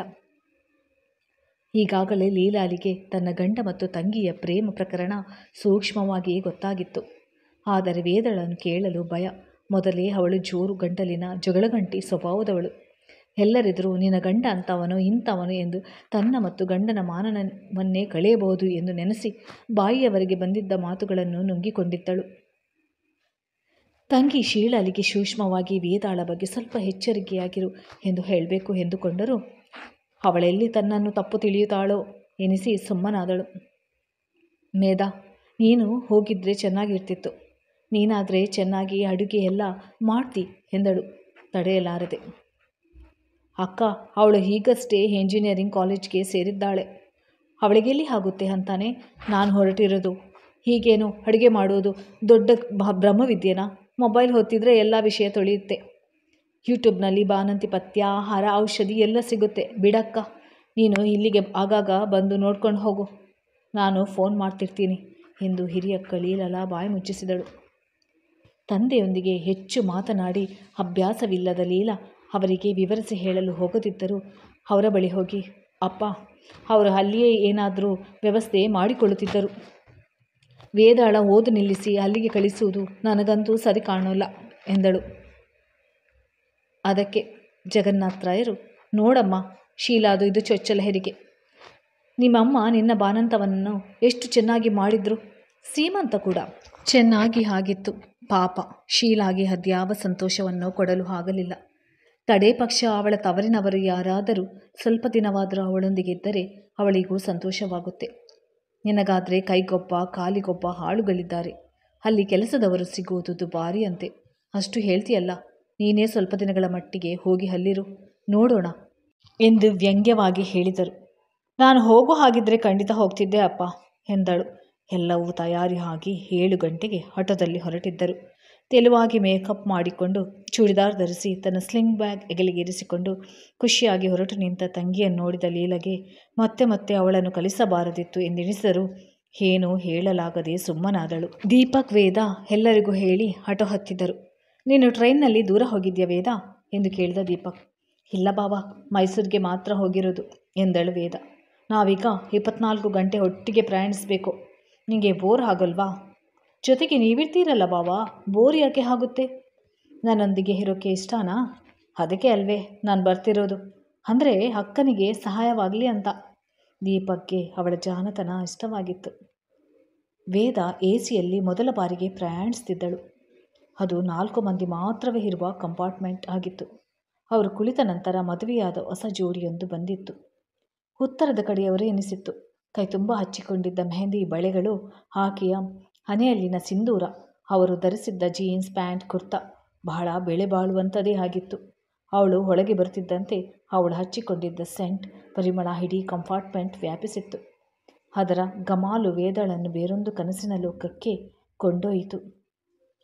ದೀಪಕ್ ಆಫೀಸ್ನಿಂದ ಇಂಪಾರ್ಟೆನ್ಸ್ ಕಾಲ್ ಬರತೊಡಗಿತು. ಅದರಿಂದ ಅವನು ಹೊರಗಡೆ ಹೋಗಿ ಮಾತನಾಡುತ್ತಾ ನಿಂತಿದ್ದ. ನವದಂಪತಿಗಳು ತಾವು ತಂದಿದ್ದ ಊಟ ಮಾಡಿ ತಮ್ಮ ತಮ್ಮ ಜಾಗದಲ್ಲಿ ಮಲಗಿಬಿಟ್ಟರು. ದೀಪಕ್ ಮಾತು ಮುಗಿಸಿ ಬಂದ ನಂತರ ವೇದ ಅವನಿಗೂ ಚಪಾತಿ ಚಟ್ನಿ ಬಡಿಸಿಕೊಟ್ಟು ತಾನು ತಿಂದಳು. ನೀನು ಕೆಳಗೆ ಮಲಗು, ನಾನು ಮೇಲೆ ಮಲಗುತ್ತೇನೆ ಎಂದು ಹೇಳಿ ಬರ್ತ್ ಮೇಲೆ ಹತ್ತಿ ಮಲಗಿದ. ವೇದ ಸ್ವಲ್ಪ ಹೊತ್ತು ಮೊಬೈಲ್ ನೋಡುತ್ತಾ ಕುಳಿತವಳು ತಾನು ನಿದ್ರೆಗೆ ಜಾರಿದಳು. ಅವಳ ಮನದಲ್ಲಿ ತಾನು ಅಕ್ಕನ ಮುಂದೆ ಹೇಗೆ ನಡೆದುಕೊಳ್ಳಬೇಕು ಎಂಬುದರ ಬಗ್ಗೆ ತನ್ನದೇ ಆದ ಒಂದು ರೂಪುರೇಷೆ ತಯಾರಿಸಿಕೊಳ್ಳತೊಡಗಿದಳು. ಹಿರಿಯಕ್ಕ ಲೀಲಾಳಿಗೆ ತನ್ನ ಮೇಲೆ ಸಂಶಯ ಬಂದಿರಬೇಕು ಎನಿಸಿತ್ತು. ಕುಡಿದ ಅಮಲಿನಲ್ಲಿ ದೊಡ್ಡ ಭಾವ ಬಾಯಿ ಬಿಟ್ಟಿರಬೇಕು. ಏಕೆಂದರೆ ಮನೆಯಲ್ಲಿ ಯಾರಿಗೂ ಕೊಂಚವೂ ಸಂಶಯ ಬಂದಿರಲಿಲ್ಲ. ತಾನು ಬೊಂಬೈಗೆ ಹೊರಟು ಬಂದಿರುವುದು ಬಹುಶಃ ಭಾವನಿಗೆ ಇಷ್ಟವಾಗಿರಲಿಲ್ಲ ಅನಿಸುತ್ತೆ. ಫೋನ್ ಮಾಡಿ, ನೀನು ಯಾಕೆ ಹೋಗಬೇಕು, ಮೇದಾಳನ್ನು ಕಳಿಸ್ಬೋದಿತ್ತು, ಇಲ್ಲ ಅಂದರೆ ಅವರೇ ಏನಾದರೂ ವ್ಯವಸ್ಥೆ ಮಾಡಿಕೊಳ್ತಾರೆ. ನಾನು ನಿನ್ನನ್ನು ಮಡಿಕೇರಿಗೆ ಕರ್ಕೊಂಡು ಹೋಗಬೇಕು ಅಂತಿದ್ದೆ, ನೀನು ನೋಡಿದರೆ ಹೀಗೆ ಹೊರಟು ಬಿಟ್ಟಿದ್ಯಾ ಎಂದೆಲ್ಲ ಪೂಸಿ ಹೊಡೆದಿದ್ದರೂ ವೇದಾಳ ನಿರ್ಧಾರ ಗಟ್ಟಿಯಾಗಿತ್ತು. ಶೀಲಾಳ ಮದುವೆ ಆದಕ್ಕಿನಿಂದಲೂ ದೀಪಕ್ ಅವಳಿಗೆ ತುಂಬ ಇಷ್ಟವಾಗಿದ್ದ. ಅದಲ್ಲದೆ ಅವಳಿಗೆ ದೂರದ ಮುಂಬೈಯನ್ನು ಕಣ್ತುಂಬ ಸುತ್ತಿ ನೋಡುವ ಆಸೆ ಇತ್ತು. ಮದುವೆಯ ಸಮಯದಲ್ಲಿ ಅಕ್ಕನೊಂದಿಗೆ ಹೋಗಲು ತಯಾರಾದವಳನ್ನು ತಾಯಿ ವಿಮಲಾ ತಡೆದಿದ್ದರು. ಅಲ್ಲಿದ್ದಾಗ ಹೇಗಾದರೂ ಮಾಡಿ ದೀಪಕ್ನನ್ನು ತನ್ನಂತೆ ಮಾಡಿಕೊಳ್ಳಬೇಕು, ಜೊತೆಗೆ ಅವನೊಂದಿಗೆ ಮುಂಬೈ ಶಹರನ್ನು ಸುತ್ತಿ ನೋಡಬೇಕು ಎಂಬಾಸೆ ಅವಳಿಗೆ ಇತ್ತು. ಅವನ ಶೋಕಿ ಸ್ಟೈಲ್ ಎಲ್ಲವೂ ಅವಳ ಮನಸ್ಸನ್ನು ಸೆಳೆದಿತ್ತು. ದೀಪಕ್ನಂಥ ಹೀರೋಗೆ ನಾನು ಮಾತ್ರವೇ ಸರಿಯಾದ ಜೋಡಿ ಎನಿಸಿತ್ತು ಅವಳಿಗೆ. ಮುಂಬೈಗೆ ಹೋಗಬೇಕು ಎಂದುಕೊಂಡರೂ ಹೋಗಲು ಆಗಿರಲಿಲ್ಲ. ಈಗ ಸಿಕ್ಕಿರುವ ಚಾನ್ಸ್ ಕಳೆದುಕೊಳ್ಳುವ ಆಸೆ ಅವಳಿಗೆ ಇರಲಿಲ್ಲ. ಅದಕ್ಕೆಂದೇ ಹೋದನ್ನು ಬದಿಗಿಟ್ಟು ಹೊರಟು ಬಂದಿದ್ದಳು. ಮರುದಿನ ಬಹಳ ಹೊತ್ತಿನವರೆಗೂ ಅವಳಿಗೆ ಎಚ್ಚರವಾಗಿರಲಿಲ್ಲ. ನವದಂಪತಿಗಳೊಂದಿಗೆ ಮಾತನಾಡುತ್ತಾ ಕುಳಿತ ಭಾವನ ಮಾತುಗಳಿಂದ ಎಚ್ಚೆತ್ತವಳು. ಓ, ಎಷ್ಟೊಂದು ಬೆಳಕಾಗಿ ಬಿಟ್ಟಿದೆ, ನಾನು ತುಂಬ ಹೊತ್ತು ಮಲಗಿದೆ ಎಂದುಕೊಂಡು ತನ್ನ ಕಾಲಿಗೆ ಹೊರಗಿಕೊಂಡೇ ಕುಳಿತಿದ್ದವನಿಗೆ, ಸಾರಿ ಬಾವಾ, ನಾನು ತುಂಬ ಹೊತ್ತು ಮಲಗಿಬಿಟ್ಟೆ ಎನ್ನುತ್ತಾ ಎದ್ದು ಬಾತ್ರೂಮ್ಗೆ ಹೋಗಿ ಬ್ರಷ್ ಮಾಡಿ ಮುಖ ತೊಳೆದು ಬಂದವಳು ಕಿಟಕಿಯಲ್ಲಿ ನೋಡುತ್ತಾ ಕುಳಿತಳು. ನನ್ನ ನಾದಿನಿ ನನ್ನ ಹೆಂಡತಿಯ ಡೆಲಿವರಿ ಟೈಮ್ನಲ್ಲಿ ಜೊತೆಗಿರಲು ಬಂದಿದ್ದಾಳೆ ಎಂದು ಇಂಗ್ಲಿಷ್ನಲ್ಲಿ ದಂಪತಿಗಳಿಗೆ ದೀಪಕ್ ಹೇಳುತ್ತಿದ್ದರು ಕೇಳಿಸಿದರೂ ಸುಮ್ಮನೆ ಕಿಟಕಿಯಲ್ಲಿ ನೋಡುವುದರಲ್ಲೇ ಮಗ್ನಳಾಗಿದ್ದಳು. ಸ್ವಲ್ಪ ಹೊತ್ತಿನ ನಂತರ ಬಂದ ಚಾದವನಿಂದ ಅವಳಿಗೂ ತನಗೂ ಚಹಾ ಕೊಂಡು ಅವಳಿಗೂ ಕೊಟ್ಟು ತಾನೂ ಕುಡಿದನು. ವೇದ, ನೀನು ಹಿಂದಿ ಕಲಿತುಕೊಂಡರೆ ಅಲ್ಲಿ ಎಲ್ಲರೊಂದಿಗೆ ಬೆರೆಯಲು ಅನುಕೂಲವಾಗುತ್ತೆ ಎಂದ ದೀಪಕ್. ಪರವಾಗಿಲ್ಲ ಬಾವಾ, ನನಗೂ ಸ್ವಲ್ಪ ಸ್ವಲ್ಪ ಬರುತ್ತೆ, ಮ್ಯಾನೇಜ್ ಮಾಡ್ಬೋದು. ಮುಂಬೈನಲ್ಲಿ ನಿಮ್ಮ ಏರಿಯಾ ಯಾವುದು? ನಾವು ಇರುವುದು ಸಿಟಿಗಿಂತ ಸ್ವಲ್ಪ ದೂರ ಇರುವ ಮೀರಾ ರೋಡ್ನಲ್ಲಿ.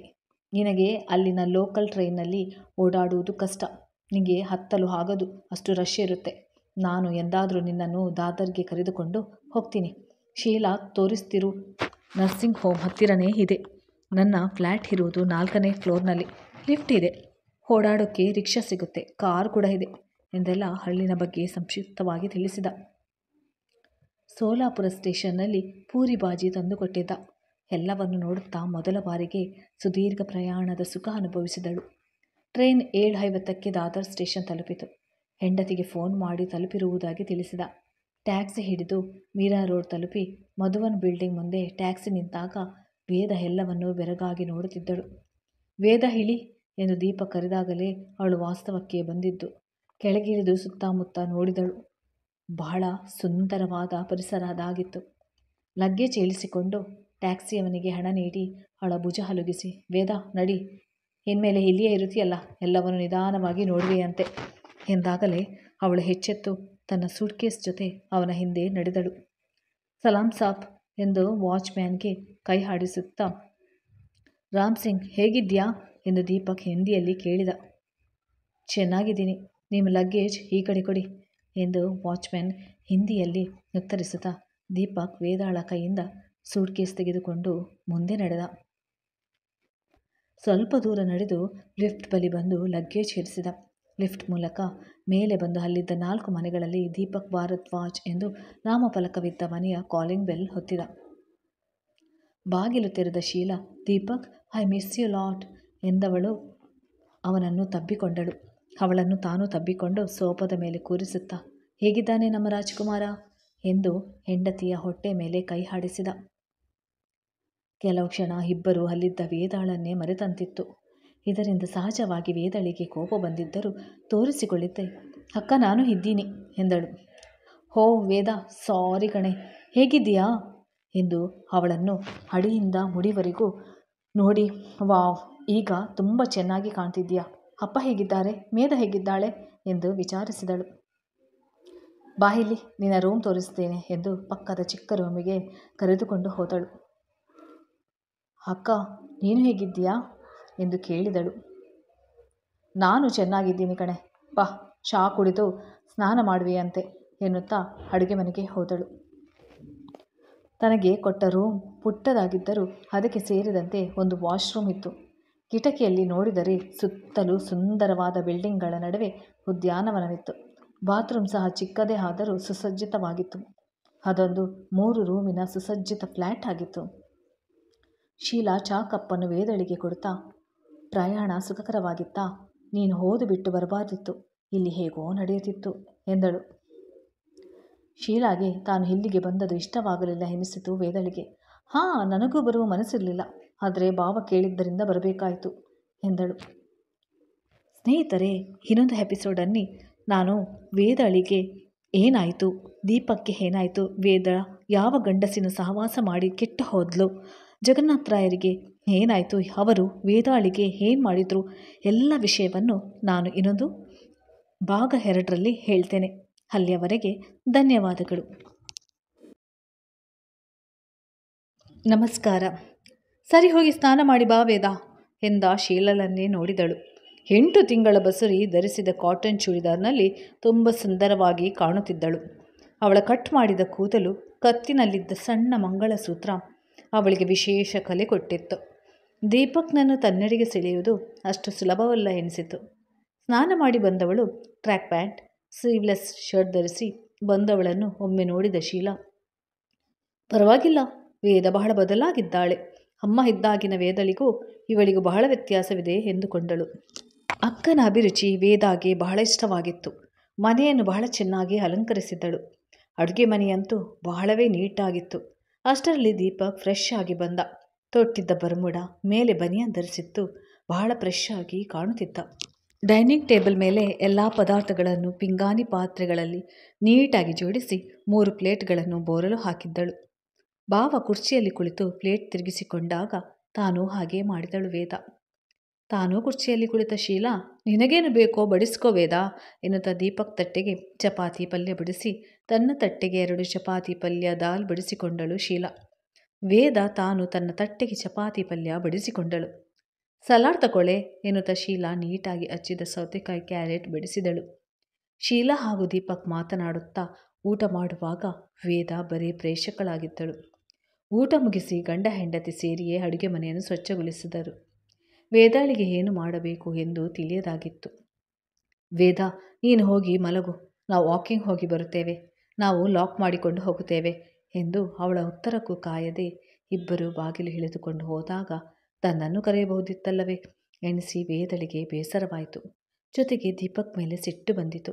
ದೀಪಕ್ ಅಂತೂ ಶೀಲಾಳ ಮುಂದೆ ಬಾಯೇ ಕಳೆದುಕೊಂಡ ಹಾಗಿದ್ದಾರೆ. ಇರಲಿ, ನನಗೂ ಒಂದು ಕಾಲ ಬರುತ್ತದೆ ಎನ್ನುತ್ತಾ ಮನೆಯನ್ನು ಒಂದು ಸುತ್ತು ನೋಡಿದಳು. ದೀಪಕ್ ಶೀಲಾರ ಬೆಡ್ರೂಮ್ ಅಂತೂ ಬಹಳ ಸುಂದರವಾಗಿತ್ತು. ಬಾಲ್ಕನಿಯಲ್ಲಿನ ಪುಟ್ಟ ಸಿಟ್ಟಿಂಗ್, ದೊಡ್ಡ ದೊಡ್ಡ ವಾರ್ಡ್ರೋಬ್ಗಳು ತೆರೆಯಲು ಆಗಲಿಲ್ಲ. ನಿಲುವು ಕನ್ನಡಿಯ ಮುಂದೆ ಇರಿಸಿದ್ದ ಬೆಲೆಬಾಳುವ ಕಾಸ್ಮೆಟಿಕ್ಸ್, ಸ್ಟೂಲ್ ಮೇಲೆ ಇರಿಸಿದ ರಾಧೆಯನ್ನು ತಬ್ಬಿಕೊಂಡು ನಿಂತಿರುವ ಕೃಷ್ಣ, ಗೋಡೆಯನ್ನು ಅಲಂಕರಿಸಿದ ಅವರಿಬ್ಬರ ಚಂದದ ಫೋಟೋಗಳು, ಹೂದಾನಿಯಲ್ಲಿ ಆಗತಾನೆ ಅರಳುತ್ತಿದ್ದ ಸುಗಂಧರಾಜ ಹೂವಿನ ಗೊಂಚಲು ಫ್ರೆಶ್ ಆಗಿ ಕಂಡಿತ್ತು. ಅಕ್ಕ ಬಹಳ ರಸಿಕಳು, ಅದಕ್ಕೆ ಭಾವ ಅವಳನ್ನು ಓಲೈಸುವುದು. ಅದಕ್ಕೆ ಇರಬೇಕು, ಅವಳು ಒಮ್ಮೆಯೂ ತವರಿಗೆ ಬರಲು ಇಷ್ಟಪಡುತ್ತಿರಲಿಲ್ಲ. ಭಾವನಿಗೆ ಒಳ್ಳೆಯ ಸಂಬಳ, ಪೊಸಿಷನ್ ಎಲ್ಲವೂ ಇದೆ. ಜೊತೆಗೆ ಹೇಳುವವರು ಕೇಳುವವರು ಯಾರೂ ಇಲ್ಲ. ಅವಳದೇ ರಾಜ್ಯ. ಇಂಥ ಅದೃಷ್ಟವಿದ್ದಾಗ ಯಾರಿಗೆ ತಾನೇ ತವರಿನವರನ್ನು ನೋಡಬೇಕೆನ್ನುವ ಆಸೆ ಇರುತ್ತೆ ಎನಿಸಿ ನಿಡಿದಾದ ನಿಟ್ಟುಸಿರು ಬಿಟ್ಟು ಪಕ್ಕದ ಕೋಣೆಗೆ ಬಂದಳು. ಇದು ಮಕ್ಕಳಿಗಾಗಿ ಇರಬೇಕು ಎಂದುಕೊಂಡಳು. ನೇರ ತನ್ನ ಕೋಣೆಗೆ ಬಂದವಳು ಮನದಲ್ಲೇ ಒಂದು ನಿರ್ಧಾರ ಮಾಡಿದಳು. ಹೇಗಾದರೂ ಮಾಡಿ ಭಾವನನ್ನು ನನ್ನಂತೆ ಮಾಡಿಕೊಳ್ಳಬೇಕು. ಶೀಲಳಿಗಿಂತ ಸುಂದರ ದೇಹ ಹೊಂದಿರುವ ನನ್ನನ್ನು ಬಿಟ್ಟು ಬಿಳಿ ತೊಗಲಿನವಳಲ್ಲಿ ಏನು ಸುಖವಿಲ್ಲ ಎಂಬುದು ಅವರಿಗೆ ಅರಿವಾಗಬೇಕು. ನನಗೆಂದು ಗೊತ್ತಾಗಿರುವ ಸೋದರತ್ತೆ ಮಗ ಆ ವಿನೋದ ನರಪೇತಾಳ. Government job. ಅವನನ್ನು ಕಟ್ಟಿಕೊಂಡು ಅತ್ತೆಯ ಕೈಗಳಿಗೆ ಯಾರು ಸಾಯ್ತಾರೆ? ದೀಪಕ್ ಭಾವ ಆದರೆ ಇಂಜಿನಿಯರ್, ಒಳ್ಳೆಯ ಸಂಬಳ, ನೋಡೋಕ್ಕೆ ಸ್ಮಾರ್ಟ್ ಆಗಿದ್ದಾರೆ. ಈ ವಿಷಯದಲ್ಲಿ ಆತುರ ಪಡದೆ ನಿಧಾನವಾಗಿ ನನ್ನ ಕೆಲಸ ಸಾಧಿಸ್ಕೊಳ್ಬೇಕು. ಶೀಲಕ್ಕನಿಗೆ ಸ್ವಲ್ಪವೂ ಸಂಶಯ ಬರಬಾರ್ದು. ಹಾಗೆ ಮಾಡಬೇಕು. ಮೊದಲು ಅಕ್ಕ ಹೇಳಿದಂತೆಯೇ ಕೇಳಿಕೊಂಡು ಇರಬೇಕು. ಬಾನಂತೆ ಆದಮೇಲೆ ನನ್ನ ವರಸೆ ತೋರಿಸಬೇಕು ಎಂದುಕೊಂಡಾಗ ಮನಸ್ಸಿಗೆ ಸಮಾಧಾನವಾಯಿತು. ಮರುದಿನ ಅವಳು ಹೇಳುವ ಹೊತ್ತಿಗಾಗಲೇ ಗಂಡ ಹೆಂಡತಿಯರು ಎದ್ದು ಚಹಾ ಕುಡಿಯುತ್ತಾ ಮಾತನಾಡುತ್ತಾ ಕುಳಿತಿದ್ದರು. ತಾನೂ ಬ್ರಷ್ ಮಾಡಿ ಮುಖ ತೊಳೆದು ಅಲ್ಲಿಗೆ ಬಂದವಳು, ಅಕ್ಕ ತಿಂಡಿಗೆ ಏನು ಮಾಡಲಿ ಎಂದು ಕೇಳಿದಳು. ನಾನು ಮಾಡ್ತೀನಿ, ನೀನು ಬೇಡ ವೇದ. ಇವತ್ತು ನನ್ನ ಜೊತೆಗೆ ಇದ್ದು ನಾನು ಹೇಗೆ ಮಾಡ್ತೀನಿ ಅಂತ ನೋಡ್ಕೊ. ನಾಳೆ ನೀನೇ ಮಾಡುವೆ ಅಂತೆ. ಬಾ ಕೂತ್ಕೋ, ನಿನಗೂ ಟೀ ತರ್ತೀನಿ ಎಂದಳು ಶೀಲಾ. ಶೀಲಾ ಹೋಗಿ ಬಿಸಿ ಚಹಾ ತಂದು ಕೊಟ್ಟಳು. ಚಹಾ ಭಾಳ ಚೆನ್ನಾಗಿತ್ತು. ಅಕ್ಕ ಟೀ ತುಂಬ ಚೆನ್ನಾಗಿದೆ ಎಂದಳು. ನಿನಗೆ ಕಾಫಿ ಬೇಕು ಅನಿಸುತ್ತೆ ಅಲ್ವಾ? ದೀಪಕ್ ನಾಳೆ ಕಾಫಿ ಪೌಡರ್ ತರ್ತಾರೆ. ನಾಳೆ ನೀನೇ ಕಾಫಿ ಬೆರೆಸಿ ಕೊಡುವೆ ಅಂತೆ. ನೀನು ಸ್ನಾನ ಮಾಡಿ ಬಾ, ನಾನು ಬ್ರೇಕ್ಫಾಸ್ಟ್ ರೆಡಿ ಮಾಡ್ತೀನಿ ಎಂದು ಒಳಗೆ ಹೋದಳು ಶೀಲಾ. ಪೇಪರ್ ಓದುತ್ತಿದ್ದ ದೀಪಕ್, ವೇದ ಚೆನ್ನಾಗಿ ನಿದ್ದೆ ಬಂತಾ ಎಂದು ಕೇಳಿದ. ಬಾವ, ನನಗೆ ಎಲ್ಲಿದ್ದರೂ ನಿದ್ದೆ ಬರುತ್ತೆ ಎಂದಳು. ಇವತ್ತು ಅಕ್ಕನ ಜೊತೆ ಹೋಗಿ ನಮ್ಮ ಬಿಲ್ಡಿಂಗ್ ಎಲ್ಲ ನೋಡ್ಕೊಂಡು ಬಾ. ಸರಿ ಬಾವ ಎನ್ನುತ್ತಾ ಎದ್ದು ಹೋದಳು. ದೀಪಕ್ ಹೆಂಡತಿಗೆ ಏನು ಹೇಳಿದನೋ ಏನೋ, ಶೀಲಾಳಲ್ಲಿ ಕೊಂಚ ಬದಲಾವಣೆ ಆಗಿತ್ತು. ಅಡುಗೆ ಮನೆಗೆ ಹೋಗಿ ಅವಳು ಬೇಡವೆಂದರೂ ಕೇಳದೆ ಅವಳಿಗೆ ತರಕಾರಿ ಹೆಚ್ಚಿಕೊಟ್ಟು ಸಹಾಯ ಮಾಡಿ ನಂತರ ಸ್ನಾನ ಮುಗಿಸಿಕೊಂಡು ಹೊರಗೆ ಬಾರದೆ ಒಳಗೆ ಇದ್ದಳು. ದೀಪಕ್ ಆಫೀಸ್ಗೆ ಹೋದ ಮೇಲೆ ಶೀಲಾ ಅವಳನ್ನು, ವೇದ ಏನು ಮಾಡ್ತಿದ್ಯಾ, ಬಾ ನಾವು ತಿಂಡಿ ತಿನ್ನೋಣ, ನಿಮ್ಮ ಬಾವ ಆಫೀಸ್ಗೆ ಹೋಗಿ ಆಯಿತು ಎಂದಾಗ ಹೊರಗೆ ಬಂದ ವೇದಾಳನ್ನು ನೋಡಿ ಶೀಲಾಗೆ ಸಮಾಧಾನವಾಗಿತ್ತು. ವೇದ ಮುಂಬೈಗೆ ಬಂದು ಆಗಲೇ 1 ವಾರ ಕಳೆದಿತ್ತು. ಶೀಲಾ ಅವಳಿಗೆ ಹತ್ತಿರದಲ್ಲಿದ್ದ ದೇವಸ್ಥಾನಕ್ಕೆ ಕರೆದುಕೊಂಡು ಹೋದಳು. ಹಾಗೆಯೇ ಮಾರ್ಕೆಟ್ ಪ್ಲೇಸ್ ಎಲ್ಲವನ್ನು ತೋರಿಸಿಕೊಂಡು ಬಂದಳು. ದೀಪಕ್ ಭಾನುವಾರ ಇಬ್ಬರನ್ನು ಸಿದ್ಧಿವಿನಾಯಕ ದೇವಸ್ಥಾನ, ಮಹಾಲಕ್ಷ್ಮಿ ದೇವಸ್ಥಾನ, ಜೂ ಬೀಚ್ ಎಲ್ಲವನ್ನು ತೋರಿಸಿಕೊಂಡು ಬಂದ. ವೇದ ಸಹ ಅವರಿಬ್ಬರ ನಡುವೆ ಹೆಚ್ಚಾಗಿ ಬೆರೆಯದೆ ಇರುತ್ತಿದ್ದದ್ದು ಶೀಲಾಗೆ ಸಮಾಧಾನ ತಂದಿತ್ತು. ಲೀಲಕ್ಕ ಹೇಳಿದಂಥ ಸ್ವಭಾವ ವೇದಳಲ್ಲಿ ಇಲ್ಲ. ಪಾಪ, ತನಗಾಗಿ ಓದುವುದನ್ನು ಬಿಟ್ಟು ಬಂದಿದ್ದಾಳೆ. ಜೊತೆಗೆ ಎಲ್ಲ ಕೆಲಸವನ್ನು ಚೆನ್ನಾಗಿ ಮಾಡುತ್ತಾಳೆ. ತನ್ನ ಬಗ್ಗೆ ವಿಪರೀತ ಕಾಳಜಿ ತೋರಿಸ್ತಾಳೆ. ಇದಕ್ಕಿಂತ ಇನ್ನೇನು ಬೇಕು? 4 ತಿಂಗಳು ಕಳೆದರೆ ಊರಿಗೆ ಹೋಗಿಬಿಡ್ತಾಳೆ. ಅವಳು ಇಲ್ಲಿ ಇರುವವರೆಗೂ ಚೆನ್ನಾಗಿ ನೋಡಿಕೊಂಡು ಅವಳು ಹೋಗುವಾಗ 1-2 ಡ್ರೆಸ್ ಹಾಗೂ ತನ್ನದೇ 1-2 ಪಾರ್ಟಿವೇರ್ ಸೀರೆಗಳನ್ನು ಕೊಟ್ಟರಾಯಿತು ಎಂದುಕೊಂಡಳು. ವೇದ ಬೆಳಿಗ್ಗೆ ಬೇಗ ಎದ್ದು ತಾನೇ ಚಹಾ ಮಾಡಿ ದಂಪತಿಗಳಿಗೆ ಕೊಡುತ್ತಿದ್ದಳು. ಬೆಳಿಗ್ಗೆ ತಿಂಡಿ, ಮಧ್ಯಾಹ್ನ ಅಡುಗೆ, ಸಂಜೆ ತಿಂಡಿ ಎಲ್ಲವನ್ನೂ ತನಗೆ ತಿಳಿದ ಹಾಗೆ ಮಾಡಿಕೊಡುತ್ತಿದ್ದಳು. ತಾನೇ ಅಕ್ಕನೊಂದಿಗೆ ಹೊರಗೆ ಹೋಗಿ ಅವಳಿಗೆ ಇಷ್ಟವಾದ ಸೀರೆ ಕೊಡಿಸಿ ಕರೆತಂದು ಸಿಹಿ ಅಡುಗೆ ಮಾಡಿ ದಂಪತಿಗಳನ್ನು ಕೂರಿಸಿ ಊಟ ಬಡಿಸಿದಳು. ಇಬ್ಬರಿಗೂ ಬಹಳ ಸಂತೋಷವಾಯಿತು. ಶೀಲಾಳಿಗೆ ದಿನ ತುಂಬಿ ಅವಳಿಗೆ ಹೆರಿಗೆ ನೋವು ಬಂದಾಗ ತಾನೇ ಜೀರಿಗೆ ಕಷಾಯ ಮಾಡಿಕೊಟ್ಟಳು. ನೋವು ಮತ್ತಷ್ಟು ಹೆಚ್ಚಾದಾಗ ಭಾವನಿಗೆ ಫೋನ್ ಮಾಡಿ ಅವಳನ್ನು ಭಕ್ತಿ ವೇದಾಂತ್ ಆಸ್ಪತ್ರೆಗೆ ಕರೆದುಕೊಂಡು ಹೋದಳು. ಅವಳನ್ನು ಪರೀಕ್ಷಿಸುತ್ತಿದ್ದ ಡಾಕ್ಟರ್ ಯೋಗಿನಿಗೆ ಮೊದಲೇ ಫೋನ್ ಮಾಡಿದ್ದರಿಂದ ಅವರು ಬಂದಿದ್ದರು. ಅವಳನ್ನು ಕೂಡಲೇ ಆಪರೇಷನ್ ಥಿಯೇಟರ್ಗೆ ಕರೆದುಕೊಂಡು ಹೋದರು. ಅವಳಿಗೆ ಸಿಸರಿನ್ ಮಾಡಬೇಕಾಗಿ ಬಂದಿತ್ತು. ಅಷ್ಟರಲ್ಲಿ ದೀಪಕ್ ಬಂದಿದ್ದ. ಅವನ ನೋಡಿದವಳೆ ಬಾವಾ ಎಂದು ತಬ್ಬಿಕೊಂಡು ಹತ್ತೇ ಬಿಟ್ಟಳು. ಅವಳ ಬೆನ್ನು ಸವರುತ್ತಾ, ಸಿಸೇರಿಯನ್ ಎಂದ ಕ್ಷಣ ಜೀವಕ್ಕೇನೂ ಭಯವಿಲ್ಲ.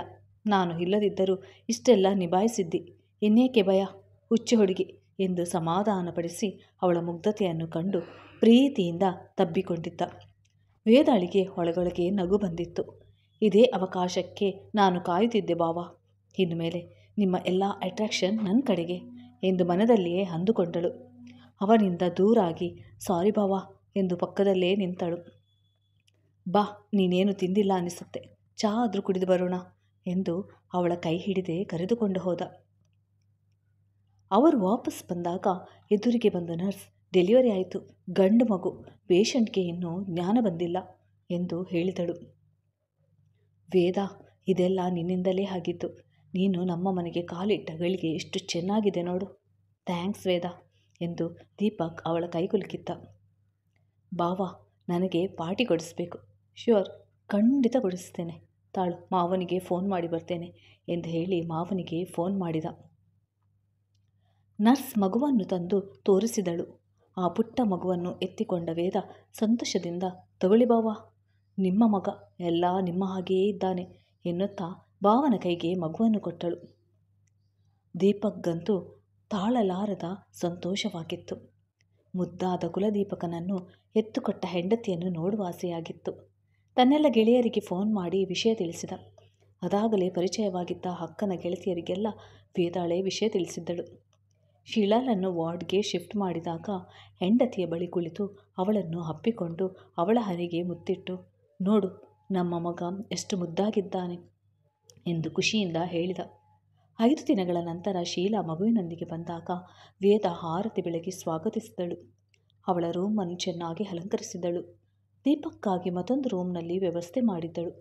ಶೀಲಾಳಿಗೆ ಅವಳು ಮಾಡಿದ ವ್ಯವಸ್ಥೆ ಕಂಡು ತೃಪ್ತಿಯಾಗಿತ್ತು. ಕೆಲಸದವಳ ಸಹಾಯದಿಂದ ಮಗು ಬಾಣಂತಿಗೆ ಸ್ನಾನ ಮಾಡಿಸಿಕೊಟ್ಟು ಊಟ ಕೊಟ್ಟು ಮಲಗಿಸಿದಳು. ವೇದ ಎಲ್ಲ ಕೆಲಸವನ್ನು ಅಚ್ಚುಕಟ್ಟಾಗಿ ಮಾಡುತ್ತಿದ್ದುದನ್ನು ನೋಡಿ ಶೀಲಾಗೆ ಬಹಳ ತೃಪ್ತಿಯಾಗಿತ್ತು. ವೇದಾಳ ಗಮನ ದೀಪಕ್ನತ್ತ ಹರಿದಿತ್ತು. ಅವನಿಗೆ ಊಟ ತಿಂಡಿ ಬಡಿಸುವಾಗ ಬೇಕೆಂದೇ ಅವನ ತೀರ ಸನಿಹಕ್ಕೆ ಹೋಗುತ್ತಿದ್ದಳು. ಹೆಂಡತಿಯಿಂದ ದೂರವೇ ಇದ್ದವನಿಗೆ ಕಲ್ಲಿನಲ್ಲಿ ಕಡಿದಿಟ್ಟಂತಹ ಅವಳ ರೂಪ ದಿನದಿಂದ ದಿನಕ್ಕೆ ಹೆಚ್ಚು ಹೆಚ್ಚು ಆಕರ್ಷಕವಾಗತೊಡಗಿತು. ಅವನು ಅವಳಿಗಾಗಿ ಏನಾದರೊಂದು ಗಿಫ್ಟ್ ತರತೊಡಗಿದ. ಕ್ರಮೇಣ ವೇದ ಅವನನ್ನು ತನ್ನೆಡೆಗೆ ಸೆಳೆಯುವುದರಲ್ಲಿ ಯಶಸ್ವಿಯಾಗಿ ಬಿಟ್ಟಳು. ಶೀಲಾಗೆ ಇದರ ಬಗ್ಗೆ ಕೊಂಚವೂ ಸುಳಿವು ಸಿಗದಂತೆ ಇಬ್ಬರು ಎಚ್ಚರಿಕೆ ವಹಿಸಿದರು. ದೀಪಕ್ಗೆ ಅವಳ ಸಾಂಗತ್ಯ ಹುಚ್ಚು ಹಿಡಿಸುತ್ತಿತ್ತು. ದಿನ ಕ್ರಮೇಣ ಅವನು ಅವಳನ್ನು ಬಿಟ್ಟಿರಲು ಆಗದಂತಾಗಿದ್ದ. ವೇದ ಶೀಲಳ ಆರೈಕೆಯನ್ನು ಚೆನ್ನಾಗಿ ಮಾಡುತ್ತಾ ಮಗುವಿನ ಬಗ್ಗೆಯೂ ಕಾಳಜಿ ವಹಿಸುತ್ತಿದ್ದಳು. ದೀಪಕ್ ಸಹ ಹೆಂಡತಿಗೆ ತಮ್ಮಿಬ್ಬರ ವ್ಯವಹಾರದ ಬಗ್ಗೆ ಅರಿವಾಗದಂತೆ ನೋಡಿಕೊಳ್ಳುತ್ತಿದ್ದ. ಮಗುವಿಗೆ 3 ತಿಂಗಳು ತುಂಬಿತ್ತು.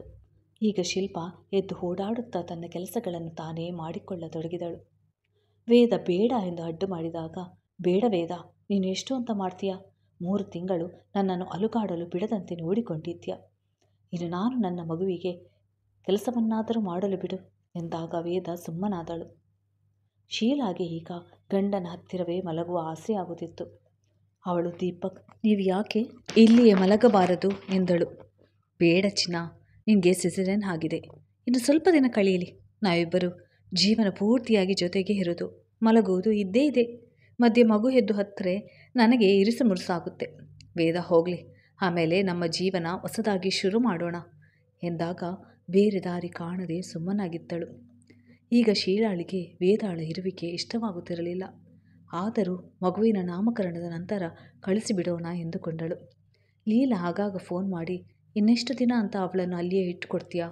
ಕಳಿಸಿಬಿಡು, ಇಲ್ಲವಾದರೆ ನಿಮಗೆ ಕಷ್ಟ ಆಗುವುದು ಎಂದು ಎಚ್ಚರಿಸಿದಳು. ಅಕ್ಕ ಹೀಗೇಕೆ ಹೇಳ್ತಾಳೆ? ವೇದಾಳಿಂದ ಅವಳಿಗೇನಾದರೂ ತೊಂದರೆ ಆಗಿರ್ಬೋದೆ ಎಂದೆಲ್ಲ ಯೋಚಿಸಿದರೂ ವೇದಾಳ ನಡವಳಿಕೆಯಲ್ಲಿ ಯಾವ ವ್ಯತ್ಯಾಸವೂ ಕಾಣಲಿಲ್ಲ. ದೀಪಕ್ ಬಂದಾಗ ಅವಳು ತನ್ನ ರೂಮಿನಲ್ಲಿಯೂ ಇಲ್ಲವೇ ಮಗುವನ್ನೆತ್ತಿಕೊಂಡು ಬಾಲ್ಕನಿಯಲ್ಲೋ ಇರುತ್ತಿದ್ಲು. ಇತ್ತೀಚೆಗೆ ಶೀಲಾಳೆ ಗಂಡ ಆಫೀಸ್ಗೆ ಹೋಗುವಾಗ ಬೆಳಿಗ್ಗೆ ಬ್ರೇಕ್ಫಾಸ್ಟ್ ಕೊಟ್ಟು ಮಧ್ಯಾಹ್ನ ಲಂಚ್ ಬಾಕ್ಸ್ ಕಟ್ಟಿ ಕೊಡುತ್ತಿದ್ದಳು. ಆಗ ದೀಪಕ್ ಆಗಲಿ ವೇದ ಆಗಲಿ ಯಾವ ರಿಯಾಕ್ಷನ್ ತೋರುತ್ತಿರಲಿಲ್ಲ. ದೀಪಕ್ ಹೆಂಡತಿಯೊಂದಿಗೆ ಮಾತನಾಡುತ್ತಾ ಮಗುವಿನ ಬಗ್ಗೆ ಪ್ರಶ್ನೆ ಕೇಳುತ್ತಾ ತಿಂಡಿ ತಿನ್ನುವಾಗ ಅವಳಿಗೆ ಅನುಮಾನವೇ ಬರುತ್ತಿರಲಿಲ್ಲ. ಇಬ್ಬರಿಗೂ ಶೀಲಾ ನಡುವೆ ಬರುವುದು ಇಷ್ಟವಾಗುತ್ತಿರಲಿಲ್ಲ. ಹಾಗಾಗಿ ದೀಪಕ್ ಸಲಹೆಯಂತೆ ಶೀಲಾಳಿಗೆ ಮಗು ಹುಟ್ಟಿದಾಗಿನಿಂದ ಪ್ರತಿ ರಾತ್ರಿ ಶೀಲಾಳಿಗೆ ಕುಡಿಯಲು ಬಿಸಿ ಹಾರ್ಲಿಕ್ಸ್ ಬೆರೆಸಿ ಕೊಡುವಾಗ ಅದರಲ್ಲಿ ನಿದ್ರೆ ಮಾತ್ರೆ ಬೆರೆಸಿ ಕೊಡುತ್ತಿದ್ದಳು.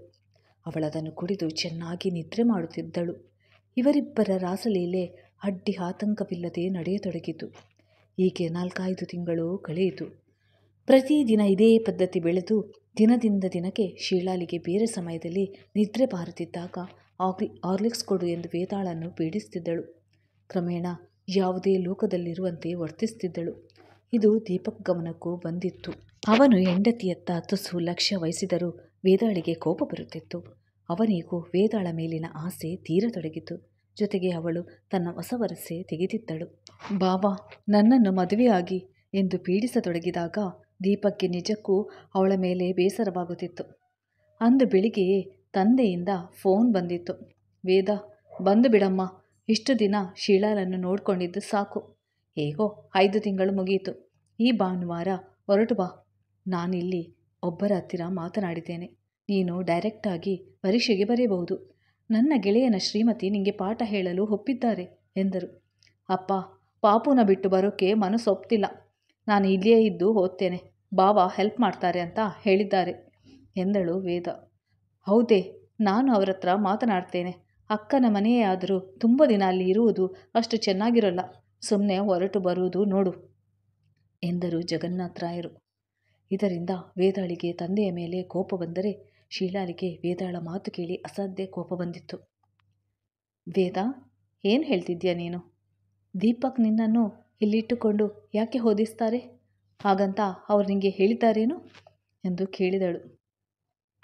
ಹೌದು, ನಾನು ಅವರಿಗಾಗಿ ಅಷ್ಟೆಲ್ಲ ಮಾಡ್ತಿರ್ಬೇಕಾದ್ರೆ ಅವರು ನನ್ನನ್ನು ಇಲ್ಲಿಯೇ ಇರಿಸಿಕೊಂಡು ಓದಿಸುವುದರಲ್ಲಿ ತಪ್ಪೇನು ಎಂದು ಅವಳು ಸ್ವಲ್ಪ ಜೋರಾಗಿಯೇ ಕೇಳಿದಳು. ನೀನು ಅವರಿಗೇನು ಮಾಡಿದ್ಯಾ? ನಿನ್ನನ್ನು ಇಲ್ಲಿ ಇಟ್ಕೊಳ್ಳೋಕೆ?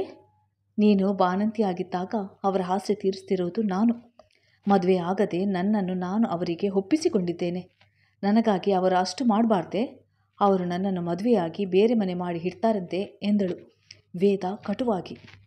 ನಿನ್ನನ್ನು ಮದುವೆ ಆಗುವುದಾ? ಅವರ ತಲೆ ಕೆಟ್ಟಿದೆಯೇನು? ನಿನ್ನನ್ನು ಮದುವೆ ಆಗೋಕ್ಕೆ? ನಾನು ಇಲ್ಲದಿದ್ದ ಸಮಯದಲ್ಲಿ ನನ್ನ ಗಂಡನನ್ನು ಮರಳು ಮಾಡಿ ಬುಟ್ಟಿಗೆ ಹಾಕಿಕೊಂಡಿದ್ಯಾ?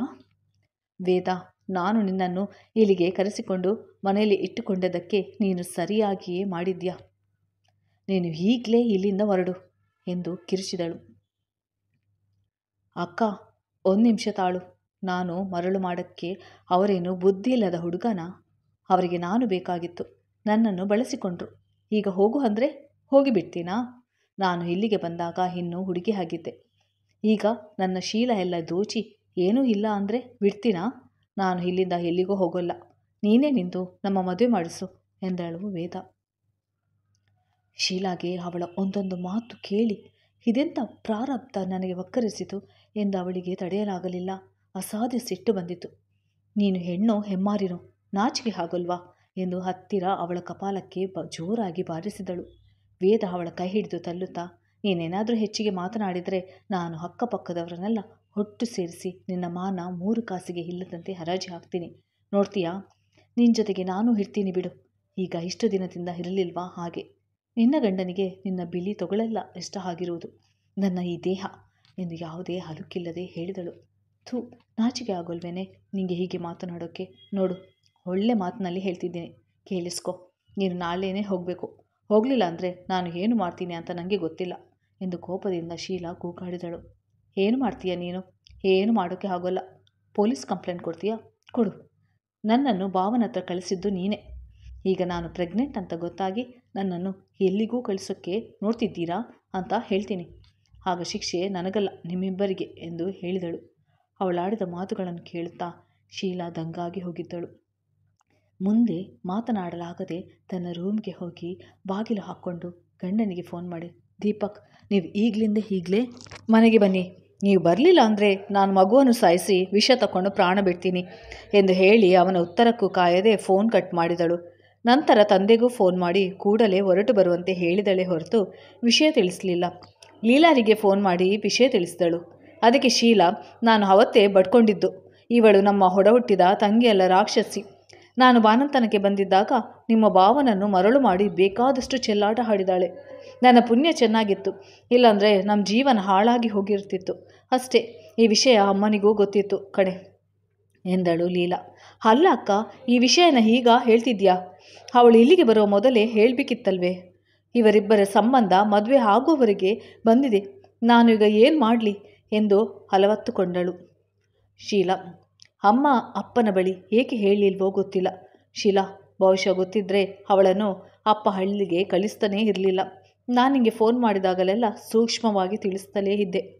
ನೀನು ಅದಕ್ಕೆ ಪ್ರತಿಕ್ರಿಯೆ ನೀಡದಿದ್ದನ್ನು ನೋಡಿ ಒಂದು ವೇಳೆ ಅವಳು ಬದಲಾಗಿದ್ದಾಳೆ ಅಲ್ಲಿ ಈ ರೀತಿ ನಡೆದುಕೊಳ್ಳುತ್ತಿಲ್ಲವೇನೋ ಅಂದುಕೊಂಡೆ ಕಣೆ. ನೋಡು, ನೀನೀಗ ತಾಳ್ಮೆ ಕಳೆದುಕೊಳ್ಬೇಡ. ಹೇಗಾದರೂ ಮಾಡಿ ಅವಳನ್ನು ಅಲ್ಲಿಂದ ಓಡಿಸು. ಉಪಾಯದಿಂದ ಅವಳನ್ನು ಸಾಗ ಹಾಕೋ ಪ್ರಯತ್ನ ಮಾಡು. ದೀಪಕ್ ನಿನ್ನಿಂದ ದೂರ ಇದ್ದಿದ್ದರಿಂದ ಹೀಗೆ ಆಗಿರಬೇಕು. ಅವರನ್ನು ಕ್ಷಮಿಸಿ ನಿನ್ನ ಸಂಸಾರ ಉಳಿಸ್ಕೊ. ಇಲ್ಲಿ ನಾನು ಅಪ್ಪನಿಗೆ ಸೂಕ್ಷ್ಮವಾಗಿ ಹೇಳಿ ಅವರನ್ನು ಅಲ್ಲಿಗೆ ಕಳಿಸ್ತೇನೆ. ಆಗ ಅವಳೇನು ಮಾಡ್ತಾಳೆ ನೋಡೋಣ. ಮೇಧಾಗೆ ಇದ್ಯಾವ ವಿಷಯವೂ ಗೊತ್ತಾಗುವುದು ಬೇಡ. ಪಾಪ ಅವಳು ಓದು ಮನೆ ಕೆಲಸ ಎಲ್ಲ ಒಬ್ಬಳೇ ನಿಭಾಯಿಸಿಕೊಂಡು ಹೋಗ್ತಿದ್ದಾಳೆ ಎಂದು ಹೇಳಿ ಫೋನ್ ಇಟ್ಲು. ಹೋ ದೇವ್ರೆ, ಇದರ ಬಗ್ಗೆ ಅಮ್ಮ ಯಾಕೆ ತಿಳಿಸಲಿಲ್ಲ? ದೀಪಕ್ ಎಂಥ ನಯವಂಚಕರು. ನನ್ನ ಕಣ್ಣಿಗೆ ಮಣ್ಣೆರಚಿ ಇವಳೊಂದಿಗೆ ನಾನು ಇರುವಾಗಲೇ ಚಕ್ಕಂದ ಹಾಡಿದ್ದಾರೆ. ನಾನು ಏಕೆ ಗಮನಿಸಲಿಲ್ಲ? ದೇವ್ರೆ ದೇವ್ರೆ, ಇಂಥ ಮನುಷ್ಯನ ಜೊತೆಗೆ ನಾನು ಮತ್ತೆ ಬಾಳ್ವೆ ಮಾಡಬೇಕೆ? ಛೇ, ನನ್ನ ಬುದ್ಧಿಗೇಕೆ ಮಂಕು ಬಡಿದಿತ್ತು. ನನಗೇಕೆ ಇದೆಲ್ಲ ಗೊತ್ತಾಗಲಿಲ್ಲ ಎಂದು ನೆನೆಸಿಕೊಂಡಾಗ ಅವಳಿಗೆ ಅಳು ಬಂದಿತ್ತು. ಆದರೂ ಅಕ್ಕ ಹೇಳಿದ ಮಾತುಗಳು ಕಿವಿಯಲ್ಲಿ ಪ್ರತಿಧ್ವನಿಸಿದಂತಾಗಿ, ಹೌದು, ಅಕ್ಕನ ಮಾತು ನಿಜ. ನಾನು ಇವರಿಂದ ದೂರ ಆಗಿ ಹೋಗುವುದಾದ್ರೂ ಎಲ್ಲಿಗೆ? ಈ ಹೇಲೆ ಬೊಮ್ಮಟ್ಟೆಯನ್ನು ಇಟ್ಟುಕೊಂಡು ಎಲ್ಲಿಗೆ ಹೋಗಲಿ? ನಾನು ಹೋದರೆ ಇವಳು ಭದ್ರವಾಗಿ ಇಲ್ಲಿಯೇ ತಳಹೂರ್ತಾಳೆ. ಅವರನ್ನು ಬೆದರಿಸಿಯೋ ಇಲ್ಲ ಹತ್ತು ಕರೆದು ನಾಟಕವಾಡಿಯಾದರೂ ಮದುವೆ ಆಗ್ಬೋದು. ಯಾರಿಗೊತ್ತು? ಅವರು ಇವಳ ಮಾತಿಗೆ ಒಪ್ಪಲೂಬಹುದು. ಇವಳನ್ನು ಇಟ್ಟುಕೊಂಡಿದ್ದು ಹಾವಿಗೆ ಹಾಲೆರದಂತೆ ಆಗಿದೆ. ನನ್ನ ಮೂಗಿನ ಕೆಳಗೆ ಇಷ್ಟೆಲ್ಲ ನಡೆಸಿದವಳು ಇಲ್ಲಿಯೇ ಉಳಿದರೆ ನನ್ನನ್ನೇ ಆಚೆಗೆ ನೂಕಲು ಏಸುವುದಿಲ್ಲ. ನಾನು ಈಗ ಇವರನ್ನು ಸರಿಯಾಗಿ ವಿಚಾರಿಸಿಕೊಳ್ಬೇಕು. ಹೇಗಿದ್ದರೂ ಅಪ್ಪ ಇಂದು ಹೊರಟಿರ್ತಾರೆ, ನಾಳೆ ರಾತ್ರಿಯ ಹೊತ್ತಿಗೆ ಇಲ್ಲಿಗೆ ಬರ್ತಾರೆ ಎಂದು ಯೋಚಿಸ್ತಾ ತನ್ನ ರೂಮಿನಲ್ಲಿಯೇ ಕುಳಿತುಕೊಂಡಳು. ಅಷ್ಟರಲ್ಲಿ ತಂದೆಯಿಂದ ಫೋನ್ ಬಂದಿತ್ತು. ಅವಳು ಹಲೋ ಎನ್ನುವ ಮೊದಲೇ, ಶೀಲಾ, ಇದೇನಮ್ಮ? ಲೀಲಾ ಎಲ್ಲ ವಿಷಯ ಹೇಳಿದಳು. ಇಷ್ಟೆಲ್ಲ ನಡೆಯುತ್ತಿದ್ದರೂ ನಿನ್ನ ಗಮನಕ್ಕೆ ಬರಲೇ ಇಲ್ವೇ? ವೇದ ಇಂಥ ಕೆಟ್ಟ ಹಾದಿ ಹಿಡಿದಿದ್ದಾಳೆಂದರೆ ನನಗೆ ನಂಬಲು ಆಗ್ತಿಲ್ಲ. ನಿನ್ನ ಅಮ್ಮ ಹೇಳಿದಾಗಲೇ ನಾನು ಎಚ್ಚೆತ್ತುಕೊಳ್ಳಬೇಕಾಗಿತ್ತು. ಅವಳು ಕೆಟ್ಟ ಮನಸ್ಸಿನವಳು. ಅವಳಿಗೆ ನಾನು ಬುದ್ಧಿ ಹೇಳಿ ಕರೆದುಕೊಂಡು ಹೋಗ್ತೀನಿ. ಇದರಲ್ಲಿ ಹಳೆಯಂದರಿದೂ ತಪ್ಪಿದೆ. ಅವರು ನಿನಗೆ ಮೋಸ ಮಾಡಿದ್ದಾರೆ. ಸದ್ಯಕ್ಕೆ ನೀನು ಅವಳಿಗೆ ಏನೂ ಹೇಳಬೇಡ. ನಿನಗೆ ಮತ್ತೇನಾದರೂ ಸಮಸ್ಯೆ ತಂದಿಟ್ಟಾಳು. ನಾನು ಬಸ್ನಲ್ಲಿ ಬರ್ತಿದ್ದೇನೆ. ನಾನು ಬಂದು ಎಲ್ಲವನ್ನೂ ಸರಿಪಡಿಸ್ತೇನೆ. ನೀನು ಸಮಾಧಾನವಾಗಿರು ಎಂದು ಮಗಳಿಗೆ ಸಮಾಧಾನ ಹೇಳಿ ಫೋನ್ ಇಟ್ಟರು. ಅಷ್ಟರಲ್ಲಿ ದೀಪಕ್ ಬಂದಿದ್ದ. ಏನಾಯಿತು ಶೀಲಾ? ಏಕೆ ಅಷ್ಟು ಅರ್ಜೆಂಟಾಗಿ ಬರಬೇಕು ಅಂತ ಕಾಲ್ ಮಾಡಿದೆ? ನನಗೆ ಇಂಪಾರ್ಟೆಂಟ್ ಮೀಟಿಂಗ್ ಇತ್ತು. ಅದನ್ನು ಫೋನ್ ಮಾಡಿ ಬರಲು ಇಷ್ಟು ಹೊತ್ತಾಯಿತು ಎಂದ ಆತಂಕದಿಂದ. ಇಲ್ಲಿ ಮನೆಗೆ ಬೆಂಕಿ ಬಿದ್ದಿದೆ. ನೀವು ಮೀಟಿಂಗ್ ಮಾಡಿ. ಎಷ್ಟು ದಿನದಿಂದ ನಡೆಸಿದ್ದೀರಿ ಈ ಕಳ್ಳಾಟ? ನಾಚಿಗೆ ಆಗಬೇಕು ನಿಮ್ಮ ಜನ್ಮಕ್ಕೆ. ನಿಮ್ಮನ್ನೇ ನಂಬಿಕೊಂಡು ಬಂದಿರುವ ನನಗೆ ಮೋಸ ಮಾಡಿದ್ರಲ್ಲ. ನಿಮಗೇನು ಅನಿಸ್ಲೇ ಇಲ್ವಾ? ನನ್ನ ಗಂಡ ಶ್ರೀರಾಮಚಂದ್ರ ಅಂದ್ಕೊಂಡಿದ್ದೆ, ಆದರೆ ಎಂದು ಬಿಕ್ಕಳಿಸಿದಳು. ಏ ಶೀಲಾ, ನಾನು ಏನು ಮಾಡಿದೆ ಅಂತ ಹೀಗೆಲ್ಲ ಮಾತನಾಡ್ತಿದ್ದೀಯಾ? ನಾನೇನು ಮೋಸ ಮಾಡಿದೆ ನಿಮಗೆ? ಈಗ ನೀವು ನಾಟಕ ಆಡಿ ಏನೂ ಪ್ರಯೋಜನ ಇಲ್ಲ. ದೀಪಕ್, ನನಗೆಲ್ಲ ಗೊತ್ತಾಯಿತು. ಮೊದಲು ಆ ನಿಮ್ಮ ಪ್ರೇಯಸಿಯನ್ನು ಕೇಳಿ ಅವಳನ್ನೇ ಮದುವೆ ಮಾಡಿಕೊಂಡು ಇರಿ. ನಾನು ಎಲ್ಲಾದರೂ ಹಾಳಾಗಿ ಹೋಗ್ತೀನಿ. ಯಾವುದಾದ್ರೂ ಕೆರೆಗೋ ಬಾವಿಗೋ ಈ ಮಗುನ ಹಾಕಿ ನಾನು ಬೀಳ್ತೀನಿ ಎಂದು ಕಿರುಚಾಡಿದಳು. ಛೇ ಬಿಡ್ತು ಅನ್ನು. ನಾನು ಇವಳನ್ನೇಕೆ ಮದುವೆ ಆಗಲಿ? ಮೇಲೆ ಬೀಳ್ತಿದ್ಲು. ಏನೋ ನಡೆಯಬಾರದು ನಡೆದು ಹೋಯಿತು. ಶೀಲಾ ಪ್ಲೀಸ್, ನೀನು ನನ್ನನ್ನು ಕ್ಷಮಿಸು. ನಾನು ನಿನಗೆ ಮೋಸ ಮಾಡಬೇಕು ಅಂತ ಹೀಗೆಲ್ಲ ಮಾಡಲಿಲ್ಲ. ಏನೋ ನಡೆದು ಹೋಯಿತು. ನೀನು ದೂರ ಇದ್ದೆ ಎಂದು ತಡವರಿಸಿದ. ಹಾಂ ಬಾವಾ, ನಿನ್ನ ಮುಂದೆ ಶೀಲ ಏನೇನೋ ಅಲ್ಲ ಅಂದಿದ್ದು ನೀವೇ ಅಲ್ವಾ? ಈಗ ಹೋಗು ಅಂದರೆ ಹೋಗ್ಬಿಡ್ತೀನಾ? ಸುಮ್ಮನೆ ನನ್ನನ್ನು ಮದುವೆ ಮಾಡಿಕೊಂಡು ಬೇರೆ ಮನೆ ಮಾಡಿಟ್ರೆ ಸರಿ. ಇಲ್ಲ ಅಂದರೆ ಏನು ಮಾಡ್ತೀಯಾ? ನಾನು ನಿನ್ನನ್ನು ಮದುವೆ ಆಗುವುದಾ? ನೆವರ್. ನಿನ್ನಂಥವಳು ಮದುವೆ ಮಾಡ್ಕೊಳ್ಳೋಕ್ಕೆ ಲಾಯಕ್ಕಿಲ್ಲ. ಸುಮ್ಮನೆ ಬಾಯಿ ಮುಚ್ಕೊಂಡು ಬ್ಯಾಂಗ್ಳೂರಿಗೆ ಹೋಗು. ಇಲ್ಲ ಅಂದರೆ ನಾನು ಏನು ಮಾಡ್ತೀನೋ ನೋಡು ಎಂದು ಅವಳೊಂದಿಗೆ ವಾದ ವಿವಾದ ಮಾಡುತ್ತಿದ್ದರೆ ಶೀಲಾ ಆ ಮಾತುಗಳನ್ನು ಕೇಳಲಾರದೆ ಜ್ಞಾನ ತಪ್ಪಿಬಿದ್ದಳು. ಗಾಬರಿಯಿಂದ ಕೂಗುತ್ತಾ ಹೆಂಡತಿಯ ಬಳಿ ಓಡಿ ಬಂದ. ನೀರು ಚಿಮುಕಿಸಿದರೂ ಅವಳು ಎಚ್ಚರಗೊಳ್ಳಲಿಲ್ಲ. ಶೀಲಾಳ ಬಳಿ ಬಂದ ವೇದಾಳನ್ನು ತಡೆಯುತ್ತಾ, ದಯವಿಟ್ಟು ನೀನು ನಮ್ಮಿಂದ ದೂರವೇ ಇರು ವೇದ. ನನ್ನದು ತಪ್ಪಿದೆ. ನಾನು ನನ್ನ ಸ್ಥಾನವನ್ನು ಅರಿತುಕೊಂಡು ನಡೆದುಕೊಳ್ಳಬೇಕಾಗಿತ್ತು. ಕಟ್ಟಿಕೊಂಡ ಹೆಂಡತಿಗೆ ಮೋಸ ಮಾಡಿದವನು ನಾನು. ನನಗೆ ಕ್ಷಮೆಯೇ ಇಲ್ಲ. ನಿನಗೆ ಕೈ ಮುಗಿದು ಕೇಳಿಕೊಳ್ತೇನೆ. ಕಾಳಿಗೂ ಬೀಳ್ತೀನಿ. ನಾನು ನನ್ನ ಫ್ಯಾಮಿಲಿಯೊಂದಿಗೆ ಇರಲು ಅವಕಾಶ ಮಾಡಿಕೊಡು. ನಮ್ಮ ಜೀವನ ಹಾಳು ಮಾಡಬೇಡ. ಶೀಲಾ ತುಂಬ ಸೂಕ್ಷ್ಮ ಮನಸ್ಸಿನವಳು. ಅವಳಿಗೇನಾದರೂ ಆದರೆ ನನ್ನನ್ನು ನಾನು ಎಂದಿಗೂ ಕ್ಷಮಿಸಲಾರೆ ಎಂದು ಭಾವುಕನಾಗಿ ಕೈ ಮುಗಿದು ಹೇಳಿದ. ನಂತರ ಹೆಂಡತಿಯನ್ನು ಎತ್ತಿ ಹಾಸಿಗೆಯಲ್ಲಿ ಮಲಗಿಸಿ ತನ್ನ ರೂಮಿಗೆ ಹೋಗಿ ಬಾಗಿಲು ಮುಚ್ಚಿಕೊಂಡ. ಸ್ವಲ್ಪ ಹೊತ್ತಿನಲ್ಲಿ ಡಾಕ್ಟರ್ ಬಂದಾಗ ಶೀಲಾಳಿಗೆ ಇನ್ನೂ ಜ್ಞಾನ ಬಂದಿಲ್ಲ. ಅದಕ್ಕಾಗಿ ಡಾಕ್ಟರ್ ಬಂದಿದ್ದಾರೆ ಎನಿಸಿತ್ತು ವೇದಳಿಗೆ. ಡಾಕ್ಟರ್ ಶೀಲಾಳನ್ನು ಪರೀಕ್ಷಿಸಿ, ಏನಾಯಿತು? ಜ್ಞಾನ ತಪ್ಪಲು ಕಾರಣ? ನಿಮ್ಮಲ್ಲಿ ಏನಾದರೂ ವಾಗ್ವಾದ ನಡೆಯುತ್ತೆ? ಬಹುಶಃ ಅವರು ಏನನ್ನೋ ಮನಸ್ಸಿಗೆ ಬಹಳ ಹಚ್ಚಿಕೊಂಡಿದ್ದಾರೆ ಅನಿಸುತ್ತೆ. ಇನ್ನು ಸ್ವಲ್ಪ ಹೊತ್ತು ನೋಡಿ. ಆಕೆಯೇ ಎಚ್ಚರವಾಗದಿದ್ದರೆ ಅವರನ್ನು ಅಡ್ಮಿಟ್ ಮಾಡಬೇಕಾಗುತ್ತೆ. ಆಕೆ ಸ್ವಲ್ಪ ವೀಕ್ ಆಗಿದ್ದಾರೆ ಎಂದರು. ಇದನ್ನು ಕೇಳಿ ದೀಪಕ್ಗೆ ಬಹಳ ನೋವಾಗಿತ್ತು. ಪಶ್ಚಾತ್ತಾಪದಿಂದ ಕುಸಿದು ಹೋಗಿದ್ದ. ಇಲ್ಲ ಡಾಕ್ಟರ್, ಹಾಗೇನೂ ಇಲ್ಲ. ಇದೇ ಮೊದಲ ಬಾರಿ ಹೀಗಾಗಿದ್ದು ಎಂದ. ನಾನು ಇಂಜೆಕ್ಷನ್ ಕೊಟ್ಟಿದ್ದೇನೆ. ಇನ್ನು ಸ್ವಲ್ಪ ಹೊತ್ತು ನೋಡಿ. ಯಾವುದಕ್ಕೂ ನನಗೆ ಫೋನ್ ಮಾಡಿ ಎಂದರು. ಅಂದೆಲ್ಲ ಅವಳ ಬಳಿಯೇ ಕುಳಿತಿದ್ದ